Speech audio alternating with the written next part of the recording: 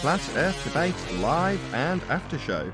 I'm your host Nathan Oakley, and if you are new to this channel or you've not done so already, then be sure to subscribe, hit the bell notification icon and join button to keep up to date with the Flat Earth Debate. If you would like to support the channel, there is a super chat that runs alongside each of these shows while they are live, and there's also a PayPal, Patreon, crypto and thanks button in the info box below the video. Most importantly, if you'd like to join the discussion, simply mute the page you are currently watching, then click the link in the info box below this video to join the panel and express your views on the nature of Earth. If you do join, please don't swear. If you do, you'll be ejected, and if you are, please don't try to rejoin the stream using sock accounts. You'll be warmly welcome back on the next stream. Please also share the show on social media. Sharing the show obviously increases the live audience, but this in turn increases the chances of a more diverse panel, so please share the show on Facebook and Twitter. Now, before I introduce my guests, as I have none, I'm going to do a quick shout out, as I haven't had a pre-show, to all of my Patreons. So a massive shout out of thanks and appreciation, first of all, to John Travolta, JMals24, my anonymous patron, Yuya Nemento, M Iron 26, Eric Troche, Endless, Flat Earth Sage, Goldie McKiernan, Phoenix Rising 86, Retro Bill, More Books, Cannabear, Fibre Oats, Bogey, Michael Kahn, Rob H, John Kays, Patrick Gunnels, Will Brax, Mel B Styles, Troy Shuker, Hairy Blade, Mobile Max 777, Neo the One, Rob W, Open Minded, Reese Pound, Del West Watson, Maria Nealands, Unbelievable Productions, Blue Ridge Ranger, The Real Gabster, Liam Nedrick Jr., Abraham Mohammed, Adrian Quintana, Skeptic 936, Life is Short, Texas Mike, and David Wayne Foster. So another massive thank you to all of you for supporting me on Patreon. Now, I would typically hand over at this point to whoever is in Gilded and G+, but as I say, I've had some technical issues setting up the show today, so I've got absolutely nobody with me, but I will join both of those streams, and hopefully there'll be somebody in there to chat to, and we can get the show on the road. Hello, all of you in Gilded, can you hear me? Hey, Nathan. Hello, we are live, just so you know. Woo woo.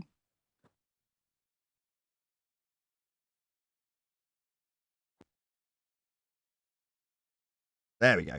Now we're into Google Meet as well, and we can get some guests in. Hello, Neil. Can you hear us? Yes. How you doing, Nathan? I'm doing well. I'm doing well. Doing a lot better once this show actually gets started. I got caught up chatting to Paul, the guy who bought the new computer, and it ended up the time ticked by till about 1:15. And given this computer's all niggly and needs all sorts of things, making adjustments to it as I go along, hopefully for the better, and I won't have to do them every time. But that's what I got caught up in. So it took me about an hour to set up OBS. All of the windows needed to be rearranged. Now I've started using 4K monitors, and then downscaled to 1080p. And that's what I did, and it meant I had to readjust every single scene and every single window, and it took quite a long time. So I'm sorry for anybody who's hanging around, and I'm sorry if you've tuned in as a member and there wasn't a pre-show. There'll definitely be an after show though. So anyway, welcome one and all. This is technically the official intro, 10 minutes late. Woo woo. Glad to be here. Yeah, at least there's a show. I'm glad I'm not the jinx. Usually when I'm off, there's never a show. But I'm off and there's a show, so that ends that. No jinx. We're all rocking and rolling, ready to go. Let's do better housekeeping. Any evidence of a physical geometric sphere edge? That's a horizon formerly known as Earth curvature.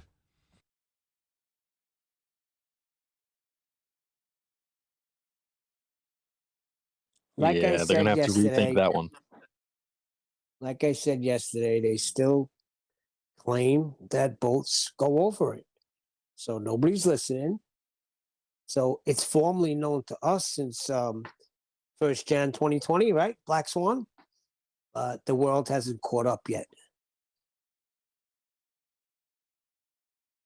I'm just pleased that this show's getting rendered in 4K and then downscaled to 1080. It means at any point in the future that I decide that we actually need a decent resolution of image, which at the moment we don't.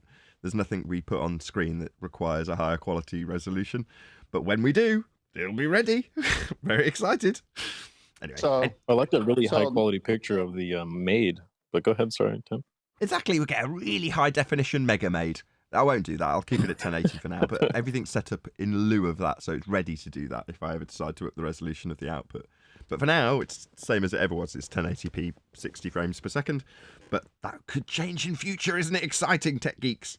Anyway, any evidence of axial? Hang on. Oh, okay. My goodness. You guys are more excited about 10K resolution or 4K resolution, whatever you guys are talking about, then then the argument reaching the world. No, 10th man over 10K. We got you, 10th man. Well, he's I got to got be you. ready when it reaches the world. That's all he's saying. No, I'm going off of what you said. Now, what makes you think it's going to reach the whole world when we're the only show talking about it at the moment? At the moment. But listen, truth always prevails. It'll get there. Oh, now you get positive. My goodness, the way you said that was like, oh my gosh, no one's getting it. Now you're saying, oh yeah, they're going to get it. No, I'm saying it's formally known to us, but to the world they don't know. But it'll get there. Truth always prevails. No, I know that. That this is such a killer argument. There's no coming back from it. I mean, if you live on a sphere, you have to have an R value, and the R value is going to give you a limitation. And that limitation is what they said is blocking the bottoms of boats and buildings. Well, not anymore.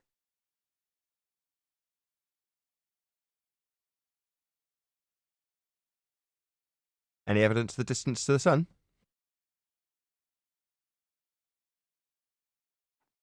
It's over there. Channeling my inner Arwen.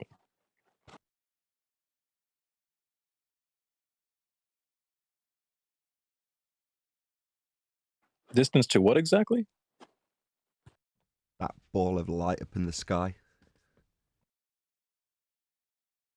What is it? How about that? I don't know what It's it a heat is. What's the source. distance to it? Anybody? It's a heat source. I get burned when I'm under it too long.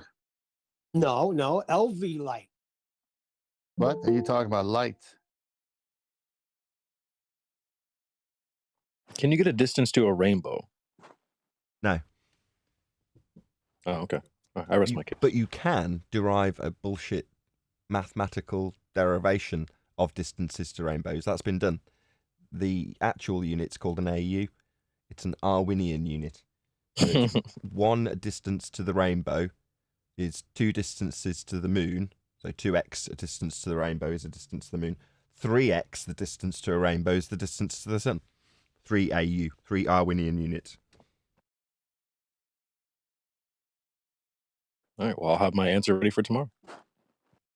So you can say I refuse to believe that the sun is 33% bigger than the moon and 30% further away. it's all just a happy coincidence in the heliocentric model. They just happen to scale perfectly so that they look exactly the same size from our perspective, but one is 93 million miles away and the other's, 250,000 miles away. Well, I was saying in Arwinian units. Yeah, I think it's 50% in the heliocentric model, but in the description, Arwinian units. Whoa. Well, why do we call it a model if there is no model? Why don't we call it the heliocentric belief or the heliocentric shite? Delusion. Neil's pointing out that there's no model. So today I released a little clip to go and subscribe to him if you haven't seen him already. A YouTuber called The Real. What's his name again? I've only just watched this guy. Someone posted a link to him. I think it's The Real Question Everything is the name of the YouTuber. I'll just double check that. Yes, it is. The Real Question Everything. And his attitude was, why'd you keep asking us flat earthers for a model when you just present us with CGI like these asteroids? Now, I read that between the lines and went, what he's actually saying is, there is no model for a globe Earth, but yet we get asked for a model. And when we ask you for a model, you present us with CGI garbage, as opposed to a working heliocentric globe model. You don't have one. There isn't one. Why are you asking us for one? You know, is it fair to just offer the same standard back that you offer us when you say, here's our model, and you show us some CGI garbage? The Real Question Everything was saying, well, we'll do that then. Here's some crappy CGI flat Earth. Go on, it's been good enough for you up until now. That's his attitude, and I kind of agree with him. I thought it was very funny, actually, when he said it. I just started laughing, hence me advertising him. Whoever it was that shared that with me in the Skype group, funny. thank you very much, because it was very amusing. The Real Question Everything, very, very amusing. Nathan, to give a model, would they need measurements? One more time. Also, might need a runway. A If runway? they were to give us a model, would they need to have measurements? Yeah. I'm going to say yeah. Well, then All right. So the reason they don't give us one is because elevation angle is what? It's a flat Earth angle measurement they'd have to give, and they don't want to go there. But they don't So go it's anywhere. deliberate. There's literally no model. If you QE pointed this out on Cathexis's channel. Well, I say he pointed it out on Cathexis's channel. He told Cathexis, and then Cathexis had a few globers over a barrel with it. When he's like, okay, you keep going on about your model, let's have a look at it. And I'd never considered it until I heard Cathexis say it. And whatever my show was at the time, it might have been Flat Earth UK. I commended him. I was like, wow, what a great argument. All Cathexis did was ask this glober to show him his model, and the guy couldn't do it. And I remember barking on about how wonderful Cathexis was, and then QE came on the scene and was like, that wasn't actually Cathexis's argument, it was mine, I gave him that. I was like, oh, right, okay. The same thing happened with Validation Boy. So Validation Boy said that almost every single example of a globe Earth proof will start with the assumption that you're on a sphere. And again, I was like, wow, that's profound. That's so cool. And then I commended VB, over and over again for that particular comment. And then again, QE is like, you do realise you got that from me. There's a lot of things in the Flat Earth community that are top notch that have come from QE. Hold on. I think you're not. No. Brian had it 2 weeks prior to QE both times. Well, that's later. That did actually transpire. Although QE had actually mentioned it to other people prior to me hearing it from VB, it was actually Brian that had published it in a video at least a couple of weeks before QE even came on the scene, I think. Where did they get their angle measurements from the Nautical Almanac? From the surface of a presupposed sphere or equatorial plane, which is a flat great circle disk? They measure it on the plane. They're standing on a plane. They take an angle from the plane. It's a plane. Yeah. Earth's flat. Right. That's why they won't come up with a model, because you'd say, well, how do you get your angle measurements from your model? They say, well, we have to use a flat plane. Right. Agreed. Well, go on, John. If Earth was a sphere, and we measured it as a sphere, then why would we have to apply the Habersign formula to it? That just doesn't make sense. Yeah, why move Santiago? If your orders were Santiago's not to be touched, and your orders are always followed, then why would it be necessary to transfer Santiago off the base? You can't handle the truth! Yeah, Earth's flat. I was just going to say, you want answers? What again? I want the truth. Any scientific evidence of gravity? That strikes me as really funny. Is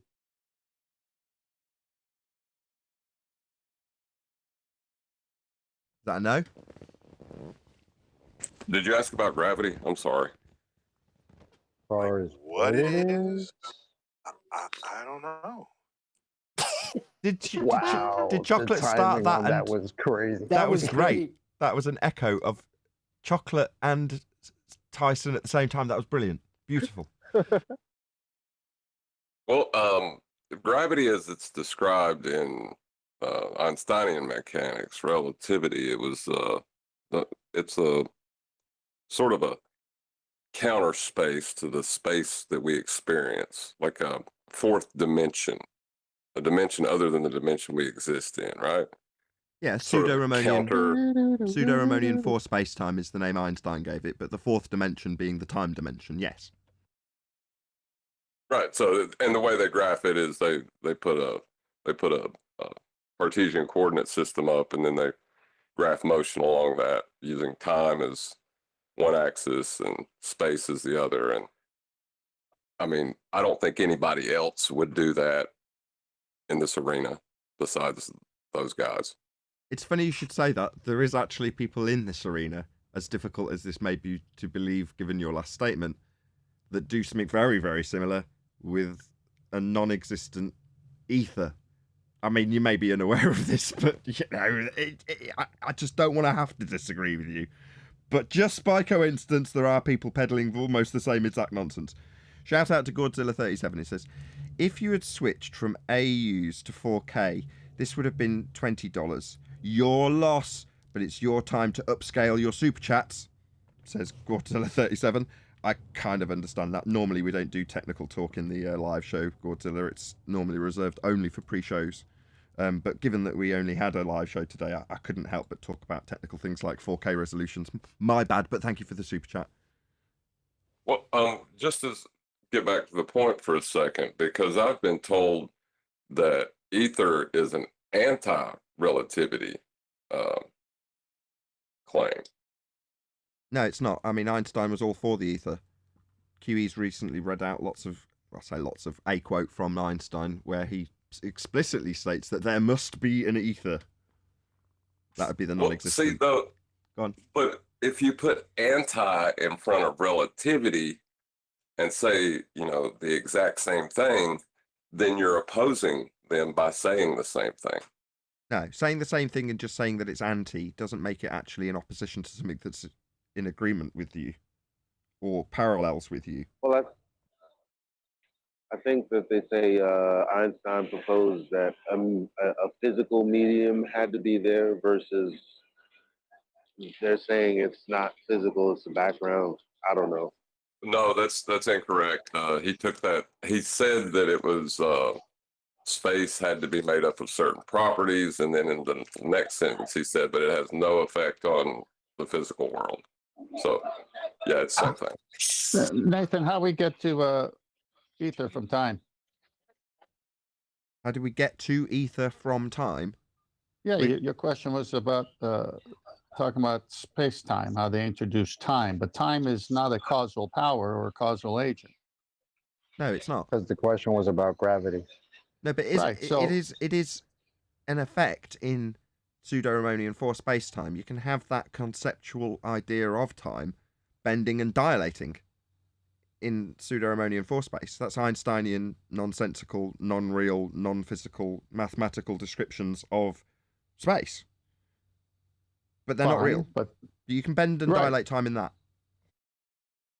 Right. So just La La Land's mathematics? Is that what it is?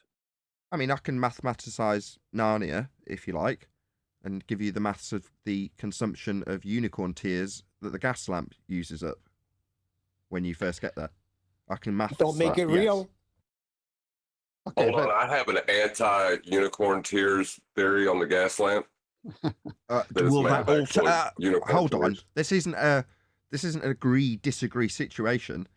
I have the maths for how much they consume. It's kind of like saying that men haven't been to the moon when I can calculate how much rocket fuel they've used. I can calculate it like I can calculate how much unicorn tear consumption there is in the gas lamp in Narnia. This is an outrage. How dare you? Yeah, but when he says that about the fuel, he fools people.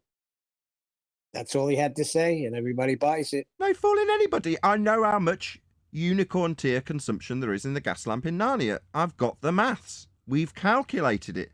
In fact, it'd be more difficult to fake there being a gas lamp in Narnia that runs on unicorn tears than it would be to not have the maths. Let's be honest about this. Another magic trick.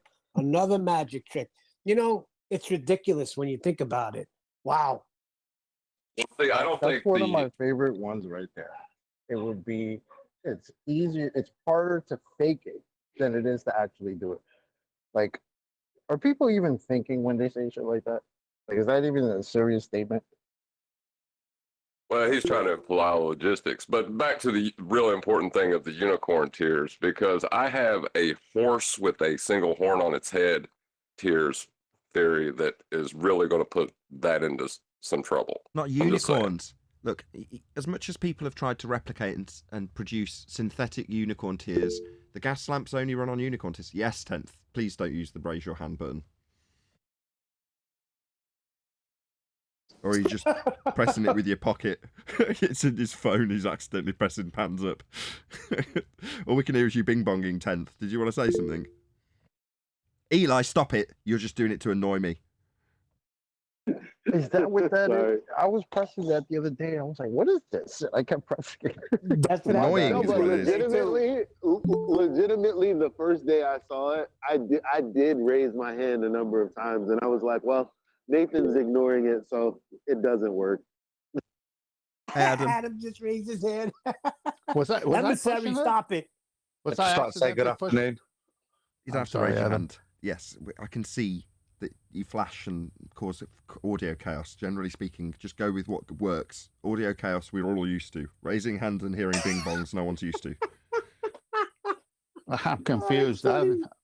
Was I doing it? Is my question. Yes, you were. Yes, very irritating it was too. Is it still doing it now, or what? No, there is no electronic hand up anymore.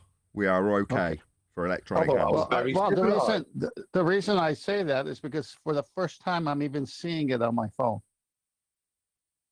You have upset me in interrupting the horned horse versus unicorn argument about the gaslamp in Narnia. I don't know if I can even tolerate this anymore. Well, it's just stupid. It's Call like it me the saying, unicorn hypothesis. it's like saying I can invent a I don't know, adamantium fuel calculation for the rockets that went up to the second law of thermodynamics sky vacuum, and therefore the calculations for the real rocket fuel that was used in the real rockets in the fake sky vacuum is somehow debunked. I mean, I'm not having that, John. That's such, again, an outrage.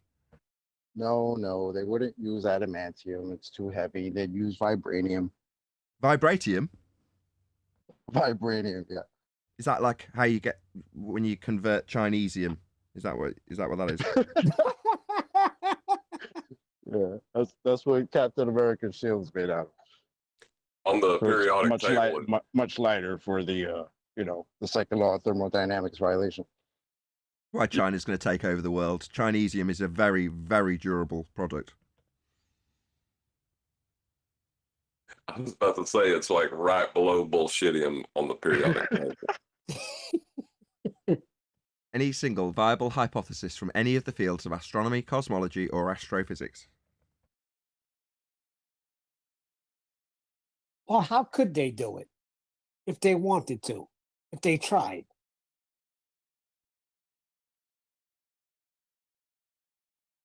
Do what, Neil? Yeah, be more specific.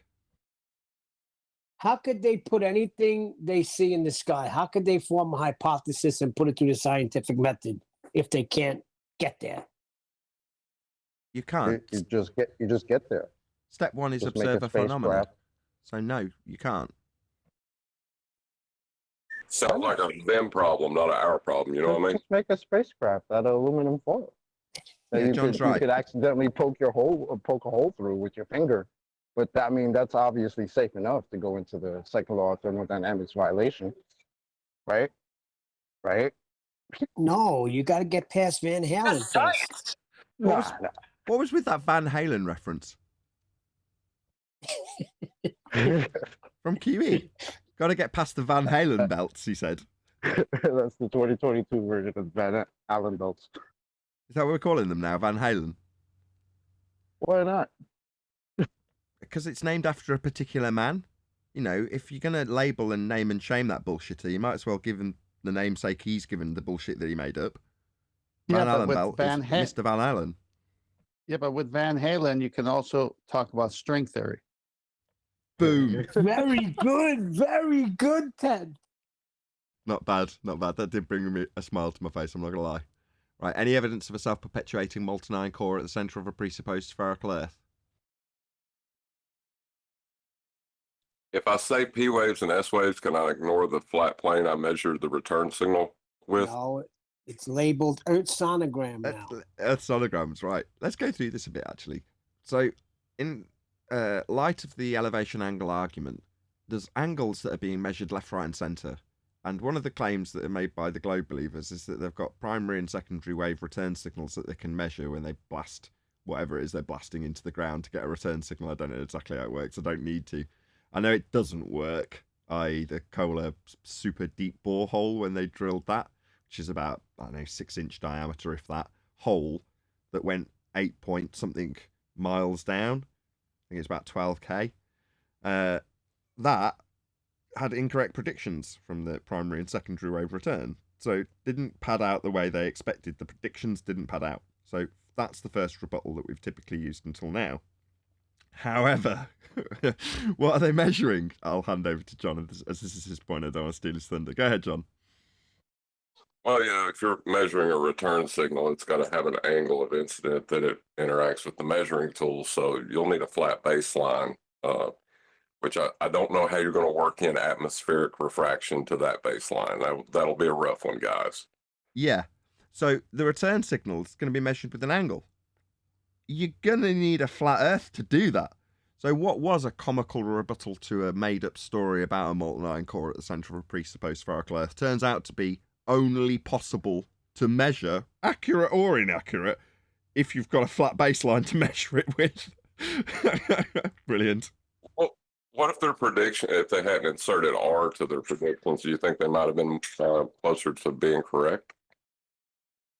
Well, inserting R doesn't change the fact that they're still measuring an angle. No, I was talking in terms of their predictions and what they expected to see. Maybe it's because they created a model that had an R value and applied that to Earth, thinking that's what they were going to experience when they measured it.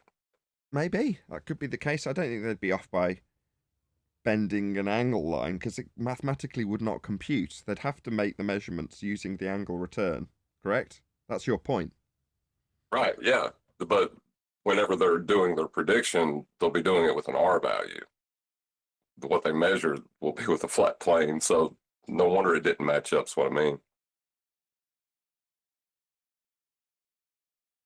I never expected. We still talking P waves and S waves? Yeah, we're talking molten iron core evidence. That's the response we've had in the past. What about the gravity tunnel? What about it?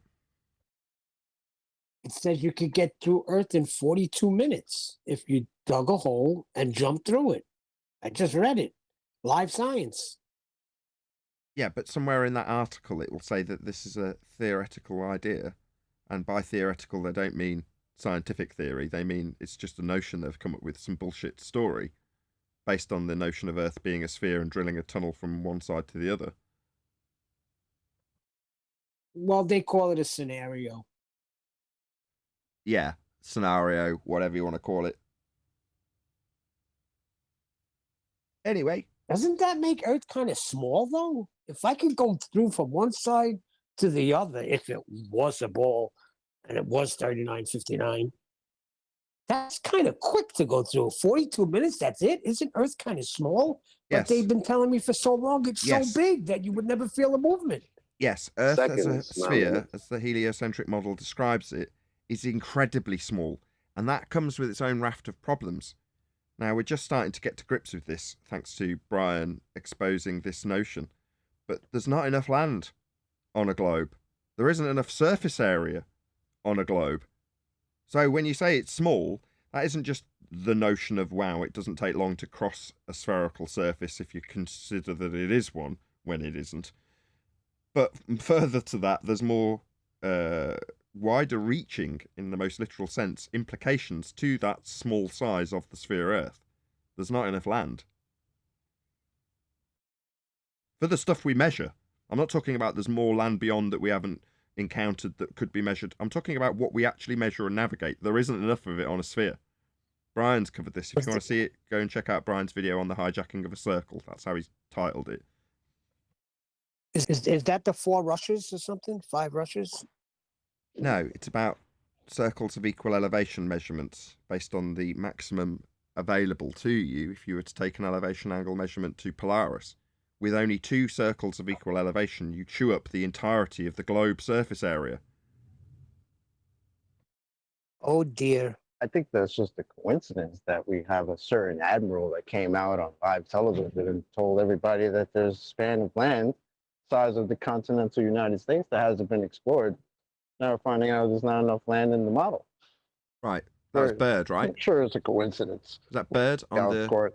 catchy title? Yes, was it the Chronohomologena Horoscope show? Yeah, is there any validity to that? Like that? Yeah, I recently showed that to my wife. So, again, that was off the back of something that was in The Crown. So, they were showing certain... what was the plot? I can't remember the plot because I wasn't watching it. I just got shown this particular part of it. But they're discussing Antarctica and the... what's what's his name, Duke of Edinburgh, has gone down as a young man to Antarctica, and again, I can't remember because it was a while back that I watched this, but they were being particularly vague about what they'd found there, and particularly elusive about what was down there. And what they showed was the Queen showing someone else where he was on a globe, and the general confusion about what Antarctica was, where it was, and how it compared to the north and the regions that are available to us on the north. Now, when I think the reason my wife asked me about it was like, why isn't that on our map? And I was like, well, if you look at any modern map, there isn't anything at the north. It's just an empty space now, and they just say it melts. But there's nothing there. Whereas you go back and there's the Hyperborean, I think it's called, with the Mount Meru in the middle of some maps. There's various different depictions of it. Same goes for Antarctica. But not enough for me to obviously bring it up on a live show and discuss that particular aspect. But again, it just seems very telling that the way they portrayed it was that there was very vague, ambiguous information available to the royal family at the time. This is in our recent history. This is with the Queen that's just passed away, going, well, what exactly is down there?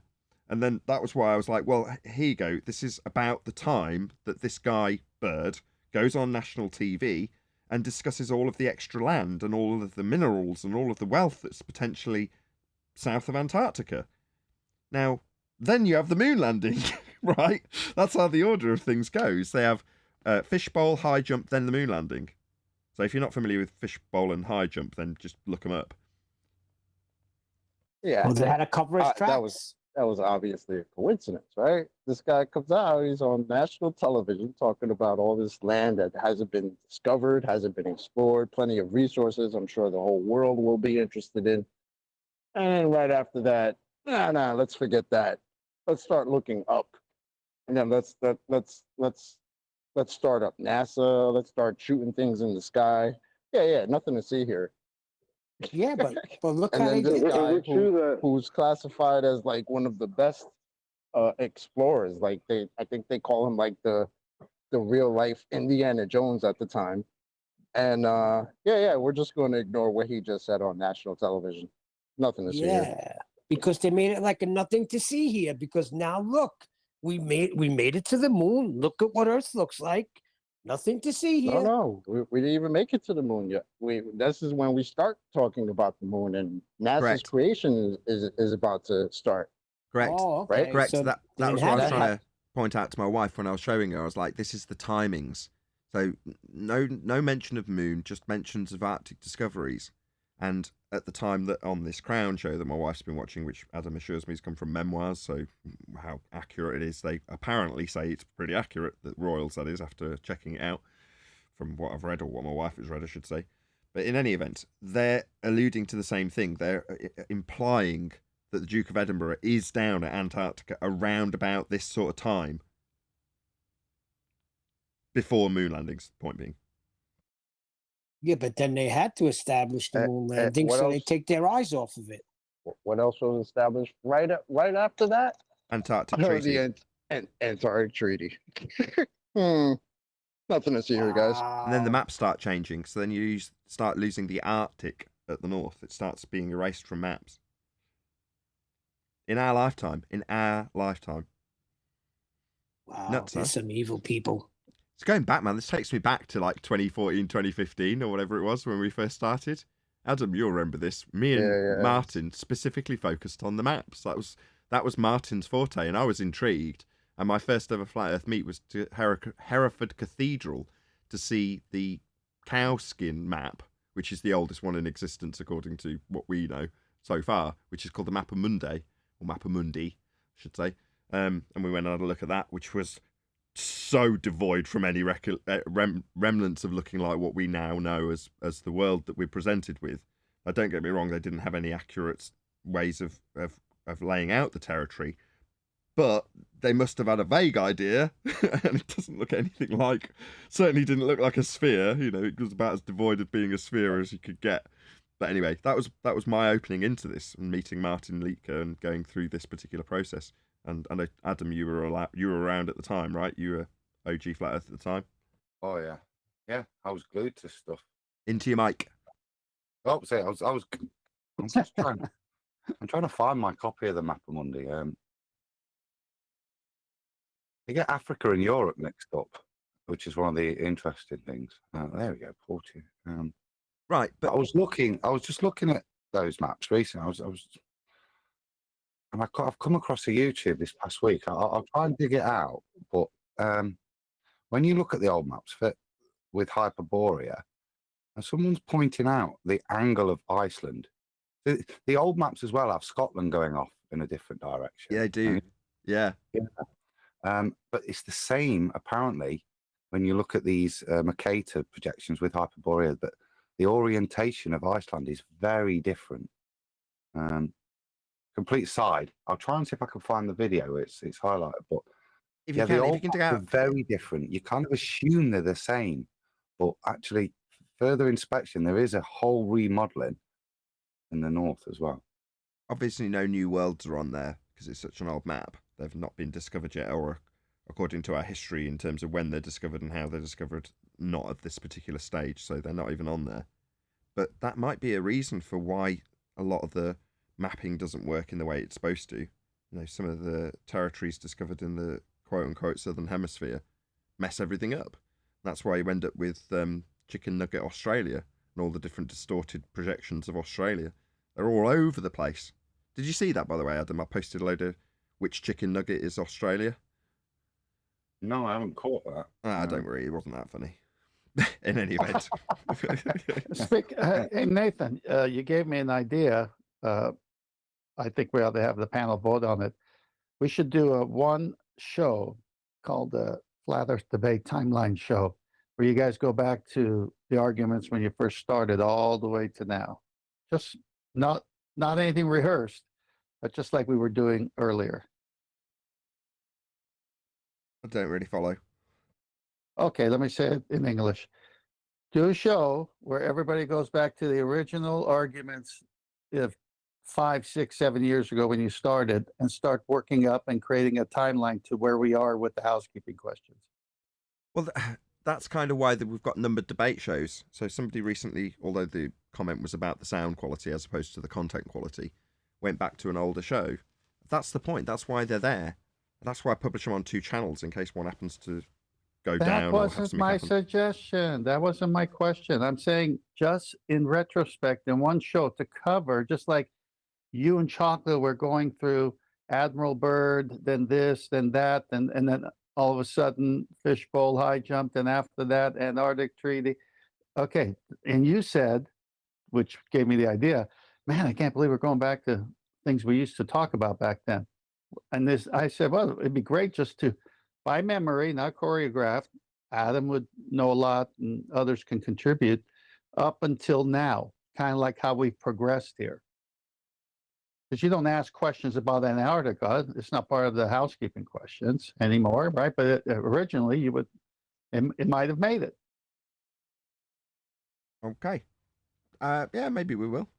We're reminiscing now. We're all comfortable. You're so enthused, I could tell. Just because we were talking about it, and I know obviously the vets, they know what's up with it, but if anybody's new or wants to find that interview with Admiral Byrd, it was on a show between 1951 and 55, I think, called the Long Jeans Chronoscope.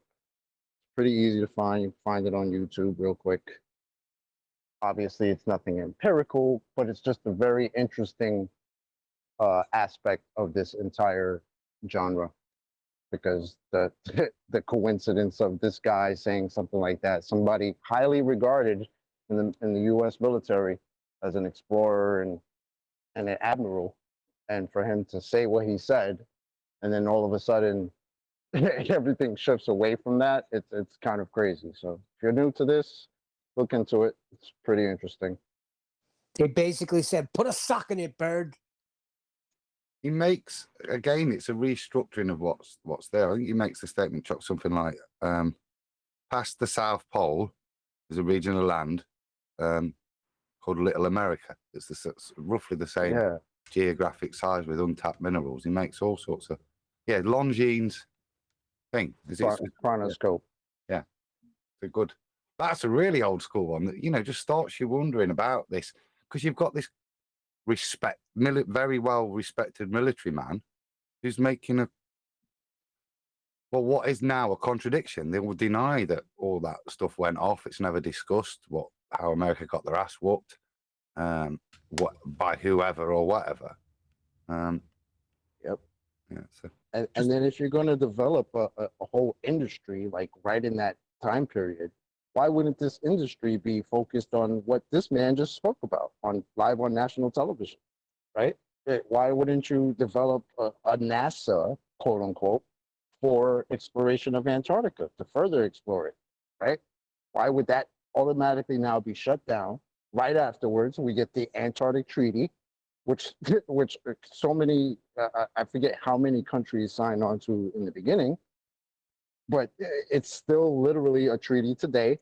Can't be renegotiated, I don't think, for I don't know how many years, right? And then all of a sudden now they create NASA to go explore space. I mean, come on, that's crazy. Penguins are important. We don't need to mess up their habitat. Yeah, that's why we need a treaty, right? Hey guys, just a quick, this is just not talking about. Go ahead. Sorry, guys. Yeah, go It's ahead. one deck. I was just saying, you've probably seen it, you guys. I just stumbled on it yesterday on maps. It come up on Instagram. Someone posted it was Antarctica, and it was just showing the resemblance between the shape of Antarctica and the human brain.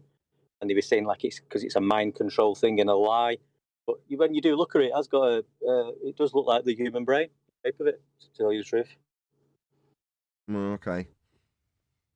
Wait a minute, gives you a run for the chicken McNugget of Australia. You gotta give them some chops for that. I'll give it some thought. Before I drop this picture now, you mentioned the Mappa Mundi. Can you see on screen? I'd like to say this is stuff you do when you first say. You can see I've bothered to try and start colouring a few bits and bobs in, trying to highlight it to kind of orientate the map a bit. So there's Jerusalem, which is the centre of the map. But you can see here, look, we've got Greece. So we scroll down the Mediterranean here, Gibraltar here. But if I zoom out, look. Going a bit quickly, so you covered it already, but the prime meridian's moved. So on a modern map, we here in the UK, we are on the prime meridian, right? We're at 0. Whereas in this map, it's Jerusalem. Yeah, they're not using meridians. It's just the center of the Earth. No, but by comparison, I mean. Yeah. What I found very interesting is it's just a tiny bit of miscellany though. Is they spent a heck of a lot of money on this vellum and all the artistry, but look at the mistake. Is it a mistake? Is the question I ask you. This is Africa here. Look how it's labelled, Europa, and this is Europe here. And it's labelled Africa. They've got it the wrong way around, apparently. No, can you see? I'll go to the top and you can see Asia. ASIA, Asia. This is the Mediterranean, Italy, Crete, Corsica, yeah. This is Europe here. Look, there's Paris here. Yeah. But they've labelled the map wrong. Africa, Europa. So you're saying it's possible that I'm African? So you're saying African. Right? Paris is labelled as being in Africa? Well, look, there's Paris here. Look, let me zoom in. Yeah, Paris there on this side. And as you can see, look, let me zoom out so you can see it all. Can you see? AFERICA.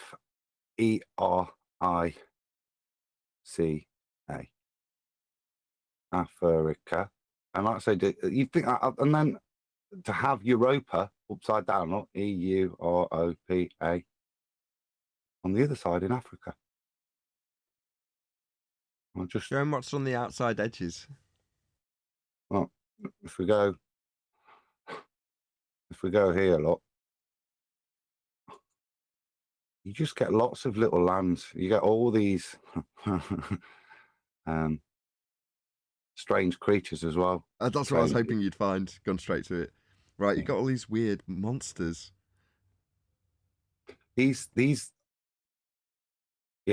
are described in lots of texts at the time. The different peoples. There might be the dog-headed people as well, but these are the people with their no heads, but all their organs are in their chest.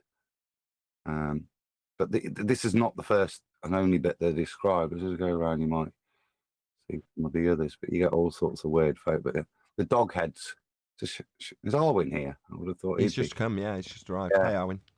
He'd probably know about these as well, but kind of medieval examples. But it's a real. I'm serious. You can just spend hours looking at the document because you see, look, I found Mesopotamia, and then I've started to do a little bit of Tartarian search and stuff. And if you come out, you'll see all because you got Gog and Magog and stuff in here as well. I think.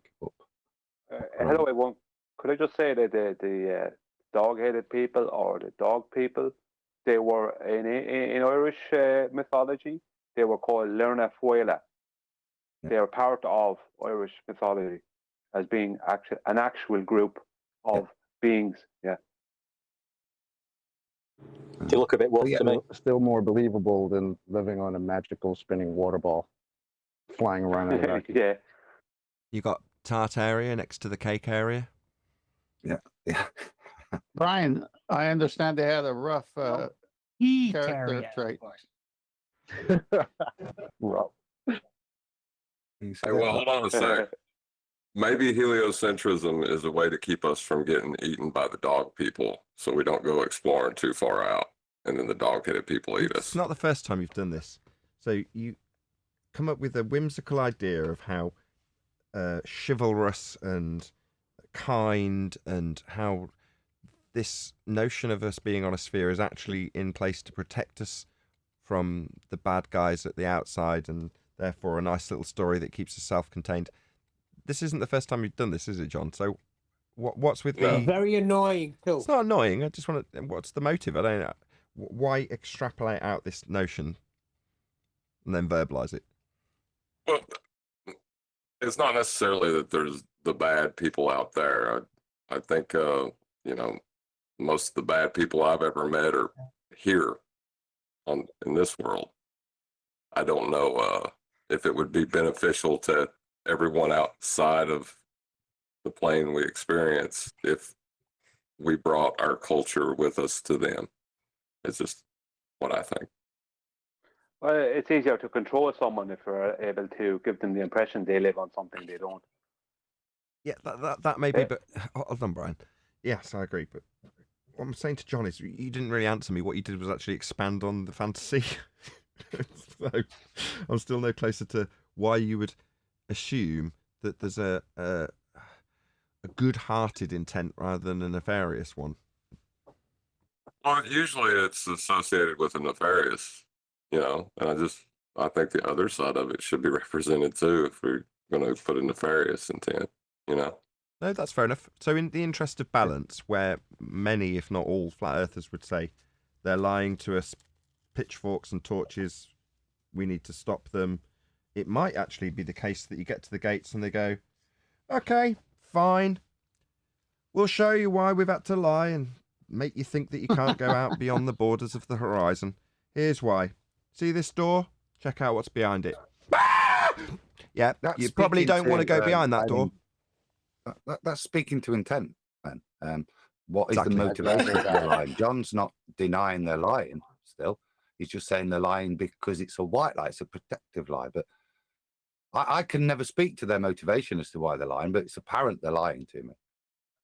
I tend to assume a negative reason. It's obvious. It's Of course, they're for our protection, landlords. man. It's for our protection. Why do you think they came up with the Antarctic Treaty? Right? Landlords.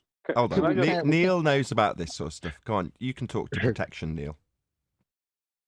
I'm just saying, there's landlords. There's people that freaking are protecting all the land out there. They don't want us to know about it. They couldn't give a crap about us. They just want to possess it all. Right, but in the original Godfather, you've got the Black Hand, right? And what's his job? He's the enforcer. He's there to offer you protection. isn't he? Yes, protection from other bad people. Right, from the bad monsters at the outside edge. They're just protecting us from them. Now give me your money. Yeah, you're being protected from people exactly the same as them. You know what I mean? It's like that. It's like we're protecting you from people who are exactly the same as us. It's that kind of a thing. Can I just throw something in? For the audience, the biggest hoodwink for anyone who's a flat earther when it comes to the moon and Antarctica was they stated, excuse me, before they ever claimed to go to the moon, that they found moon rocks in Antarctica. Now, most people will say, how did you know those rocks were from the moon? No, you're missing the point. They found moon rocks, right? They were instilling into your head that the moon is a rock before they ever decided to go there. So the answer to that is not, how did you know those rocks were from the moon? No, it's, how did you know the moon was made of rock? Is the question. Yeah, they did the same thing. It's a giant petrified apple. Either way, when they say craters, the same magic trick starts, doesn't it? The implication is that it's a giant rock and it's had other rocks flying into it, causing those holes as a physical impact. We have no idea what a quote-unquote crater is, but we've got a whole backstory that implies physicality when we describe them as craters. Yeah, craters here are claimed to be, just very quickly, Chocolate, craters here are claimed to be created by asteroids from space. You know, that's how those craters were created. So those craters on the moon were also created the same way in heliocentric space. Sorry, Chocolate. Now, I was just going to expand on that and say, now we have a wonderful story by our favorite astrophysicist as to why all those craters look like something impacted this supposed rock 90 degrees straight up, vertical. Because of the magic speed. There you go. Insane. Well, magic speed is like in between ridiculous speed and ludicrous speed. But there's worse than that, because in today's world, we're told that up on the Antarctic, what they call the Antarctic ice shelf, right, which could be just one round, big, stupid, round-looking place of ice, right, if it exists, right, as we're told, gets to as low as minus 80 degrees Celsius in the wintertime, and only rises between minus 50 and minus 30 or something in the summertime, right? So we're told this about this Antarctica place. Yet there's video out there of black and white video of these people who are the US military exploring the place and coming to a sunny beach where they're all taking it easy and playing around on the beach, where there was water and sunshine and things growing and sand. You know, it was nearly like sand. That's also the testimony of Robert Shortman. So if you go back to my interview called Confessions of an Antarctic Plumber, he describes going out in the Antarctic and it being very mild, having to wear a t-shirt. And he said that at one point, because he likes it warm, he, being in charge of the plumbing, turned the heating up a little bit too much. And as a result, all of this I shouldn't be laughing because it's terrible, really. They're supposed to be conserving the wildlife integrity. They're not supposed to be introducing anything to that environment. That's the idea, right? But just by turning the heat up, according to Robert, all of this stuff that was dormant, sort of sleeping in the wood, started to hatch. So suddenly all these bugs are flying around in this sort of, you can just imagine it pure white with all these little bugs flying around that have come out of your station because you've just got the heat on a little bit too high. All the wildlife comes back to life that you brought with you. Yeah. Exactly. It's like they call it the driest place on earth because it's called a desert officially. But maybe it's called a desert because once you get past if it is a place like we're told it is, then maybe you get past the icy part and you end up in a desert-like condition with sunny beaches. You know, it's like a pizza too. You know what I mean? Who knows? You know what I mean? But then, you what can't if go it- there. You can't go there. Right? Might be the greatest vacation spot never discovered. Well, maybe that's What- where they all go on vacation. Right. Yeah. Like these regular peasants and their treaties they have to follow. Look at us at the beaches of Antarctica. Right, shout out to Unitox Femu. It says sphere is visually flat, calculated optical object. Thank you very much for the super chat. I want to give Adam a hard time for slipping in behind the little thing I was doing with intent to reassert that it's a lie when it's a false dichotomy between. That's not true what he and did. false. That's not fair. That's not what he did. He pointed out that it makes no difference either way because you're just divining their motivation. He didn't explicitly state that it's just as unreasonable to divine motivation in the negative as it is in the positive, but that's certainly what I gleaned from what Adam said. No, hold on. No, because if you don't have the intention to deceive, it can't be a lie. You can be wrong without being a liar. That's what I'm saying. Even if you, as I thought you were saying, assigning a positive motivation, I don't think there's any discussion, unless that's your point, that they're lying.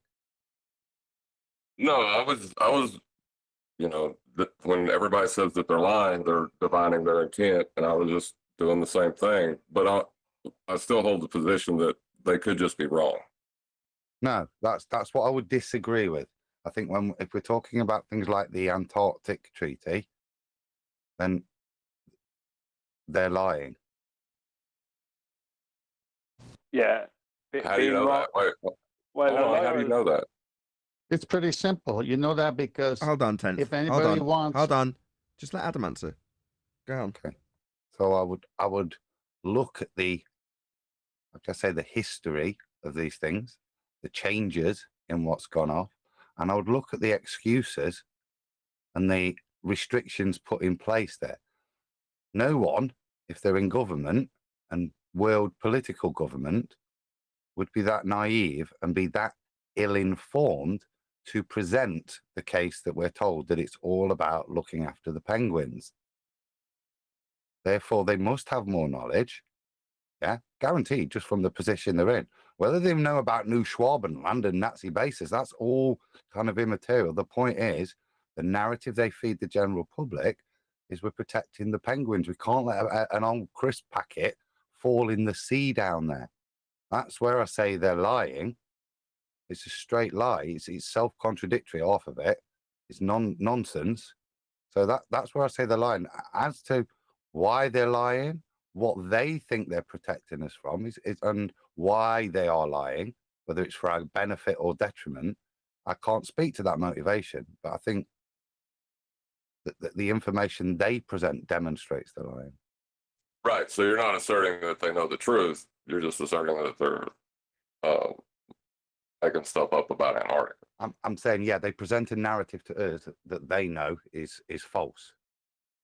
Now, whether the narrative that they know is the ultimate truth is a moot point, isn't it? To that. And again, we can't speak to the messengers of this peddled nonsense because they might not be the perpetrators. But right. There's a difference between maybe even the people that are in here and the people that are the actual people that are saying that they're on an ISS, like the ones that are videotaped on an ISS, like they're lying. They know what's up. Somebody knows what's up. Well, not necessarily knows what's up, knows that there's lies afoot. So there's a difference. Yes, astronauts know they're lying, but that doesn't mean that they know the truth. They don't know quite literally, in that case, what's up. They don't necessarily know that. They just know they're lying about what they claim is up. But with that, I'm going to say, if you are watching this on either Nathan Oakley 1980 or Nathan Oakley Premiering streams, then stay tuned as there will be an after show to follow. Unfortunately, if you are watching this live, this is where we bid you farewell. So another massive thank you to all of you who smashed the super chat, liked, commented, shared, subscribed, joined as a Nathan Oakley 1980 channel member, and all that good stuff. Once again, stay tuned if you're watching on an after show. I've been Nathan Oakley, and I will see you all in the next video.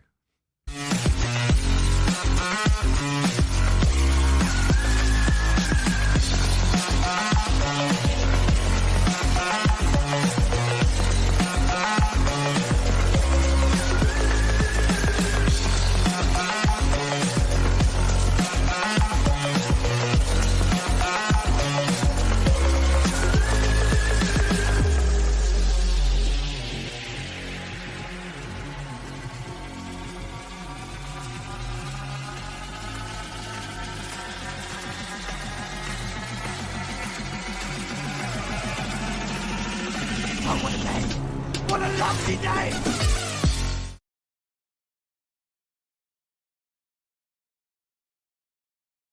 From what?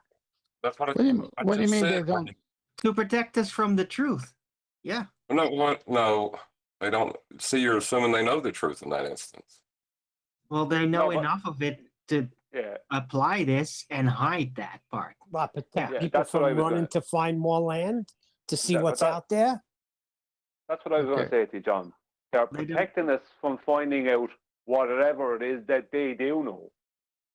They wouldn't feel the need to protect us from finding that out if there wasn't something they didn't want us to find out. Now, that doesn't mean they know the whole truth of the nature of the world. But whatever they know, they don't want us knowing it. That is assured. Right. They want to create what we know, and they care very little for what is real. They only care on Yeah, you how don't know to that either. continue the building. Ugh. of Can we the stop? story. Can we stop? Prison is Stop. Let's stop defining their motivation either way. We're flip-flopping back and forth between the positive and the negative. Them knowing what they need to hide versus them not knowing what... You don't know. You only know that they've lied. You can only pull apart what they've lied about. That's it. And as far as them No, knowing but you the can't actual figure out what truth, they...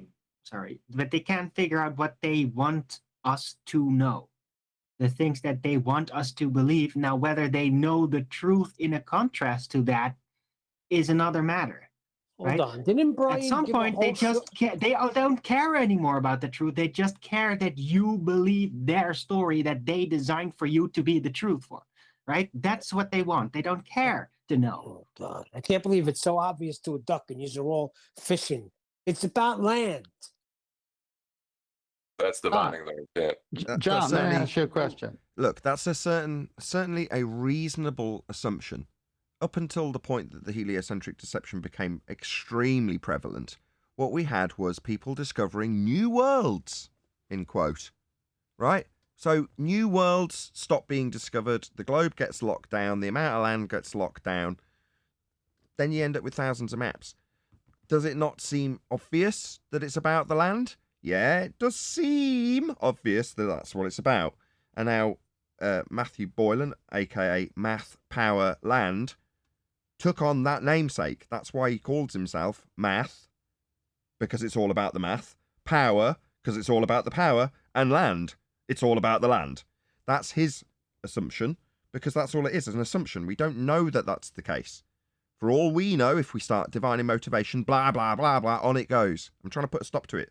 We stop dividing their Hold on. motivation. Yeah, but I'm not Nathan, dividing, but I'm saying that guy's name. If you have power to deceive them through math, right? Then you control the land.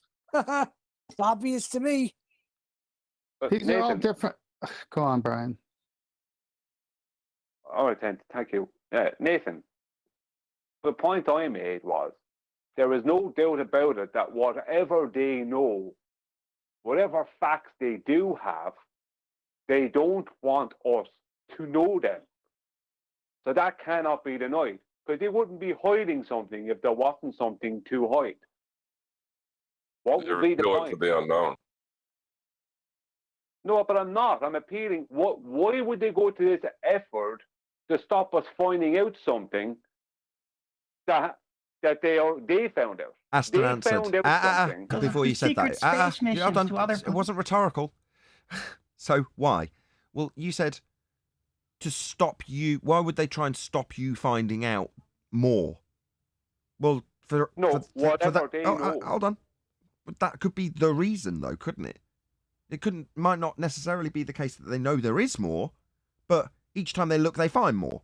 So why don't we just put a stop to that? Could be the answer. But I'm back into divining their motivation. Yeah, but Nathan, it could be simple as they found out that they were at a loss, that they couldn't find out. And then that was enough to stop us from finding out the same thing. If they found out we can't find out what's going on here, this just keeps on going. We don't know what's going on here. So let's just make people believe that there isn't nothing past this point. Because otherwise everyone's going to be going off out here for absolutely nothing, because they won't find any more than we found. Who knows? It could be simple as that. Fine. Look what happened with the California gold rush. The minute people heard there was gold in them Tar Hills, it was an invasion of people coming to California. All these old stories of when the news spread that you can mine for gold and silver. Well, man, people just, that's better than farming. I'd rather go get rich.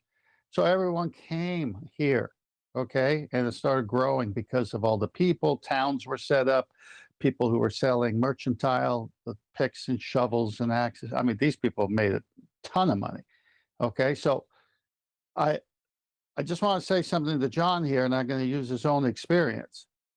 He was heliocentric version John prior to the Black Swan. In fact, he would argue for it. He saw the Black Swan and said, oh my gosh, it was never measured. So he came to the flat earth side. So John, when you found out it wasn't a measurement, did you feel you were lied to? At that moment, yeah, because I had false information and I was upset about that. So I divined their motivation. Okay, so let me just go with you and let's trace it back. So your first action after you found out you were lied to was, I can't believe what? I mean, what did you do? But you can't do this to me. I started telling a bunch of people at work. That didn't end well. Okay, well, I didn't mean that way. Okay, but you basically switched positions, right? Yeah. Okay. Now, did you switch positions because you felt that the information you had was wrong and someone lied to you? Or the lie was spread through so many levels of people, but it had to originate with a lie to even get to you through someone who, whether they do it or not, repeated the lie? Did you come with that conclusion? Well, the false information that I received had to come. Are you saying the false information that I had to come from a lie? Originally, correct. I don't know if I believe that.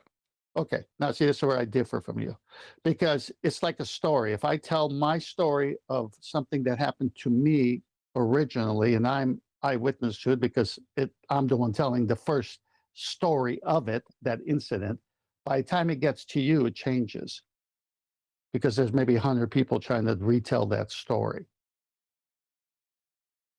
Right, but we're talking about like the nature of reality, you know, that there was people in documented history that worshiped spheres. You know, they were just wrong. No, I'm not talking about people who are wrong. I'm talking about people who are wrong and then shown that they are wrong, and they refuse to change after seeing evidence that they were wrong. So now what are they spreading if they know they're spreading wrong? Cognitive dissonance?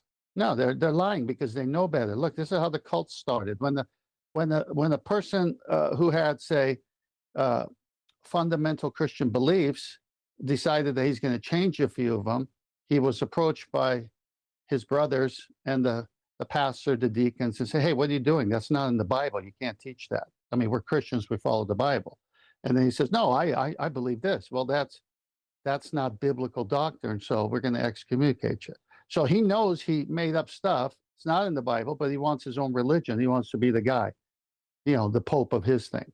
And so then he goes that way. The Catholic Church does this and has done it. Other religious systems that are false and lie to people and don't follow their own. Now, this is all religions. If they don't follow what their books say, then they're wrong. You got to follow what your books say if you're going to say you're that religion. So someone's doing it, John. I mean, it's almost like you want to pretend no one is guilty of lying. You know, my kid, she's 6, and she said that the clouds were a bunch of butterflies swarming together. Is she lying to me, or is she just wrong? That's different. No, John, that is a poor. If that's where you're going, then okay, I'm with you. 6-year-olds, I'm with you. I'm talking adults. No, I'll challenge that. Hold on a second. Does she know? So better, cute. John? That's an important. Does she? Is that just the imagination of a child? She knows they're not butterflies. Yeah. So fundamentally, yeah, she's lying. When the kids, we call it a fib. Stop fit, you know. So she knows. Fundamentally, she's not telling you the truth of what she knows, unless, of course, like I say, genuinely, she does think that. And some days, kids do think that, you know. Right. Children are definitely liars. You have to teach them not to be. That's correct. You have to teach children to be righteous. You have to. They can be wrong though. How are y'all not? It's not a liar of the truth. They can be wrong. But And she was just said that wrong. y'all were having 2 different conversations. He just said that. He said, "Well, I'm not talking about wrong. I'm talking about people who know they're wrong." And then you said, "Well, it's cognitive dissonance." Now you went back to your original position. That's a little unfair because nobody's saying you're wrong. You just keep on ignoring that 10th is saying he's not talking about that. Thank you. All right. The evidence. Hold on. The evidence that you're claiming that you show them that proves to them that, like, you're trying to get inside their mind and figure out what they're thinking. You don't know that they have taken that evidence in and accepted as truth and have changed their minds because of it.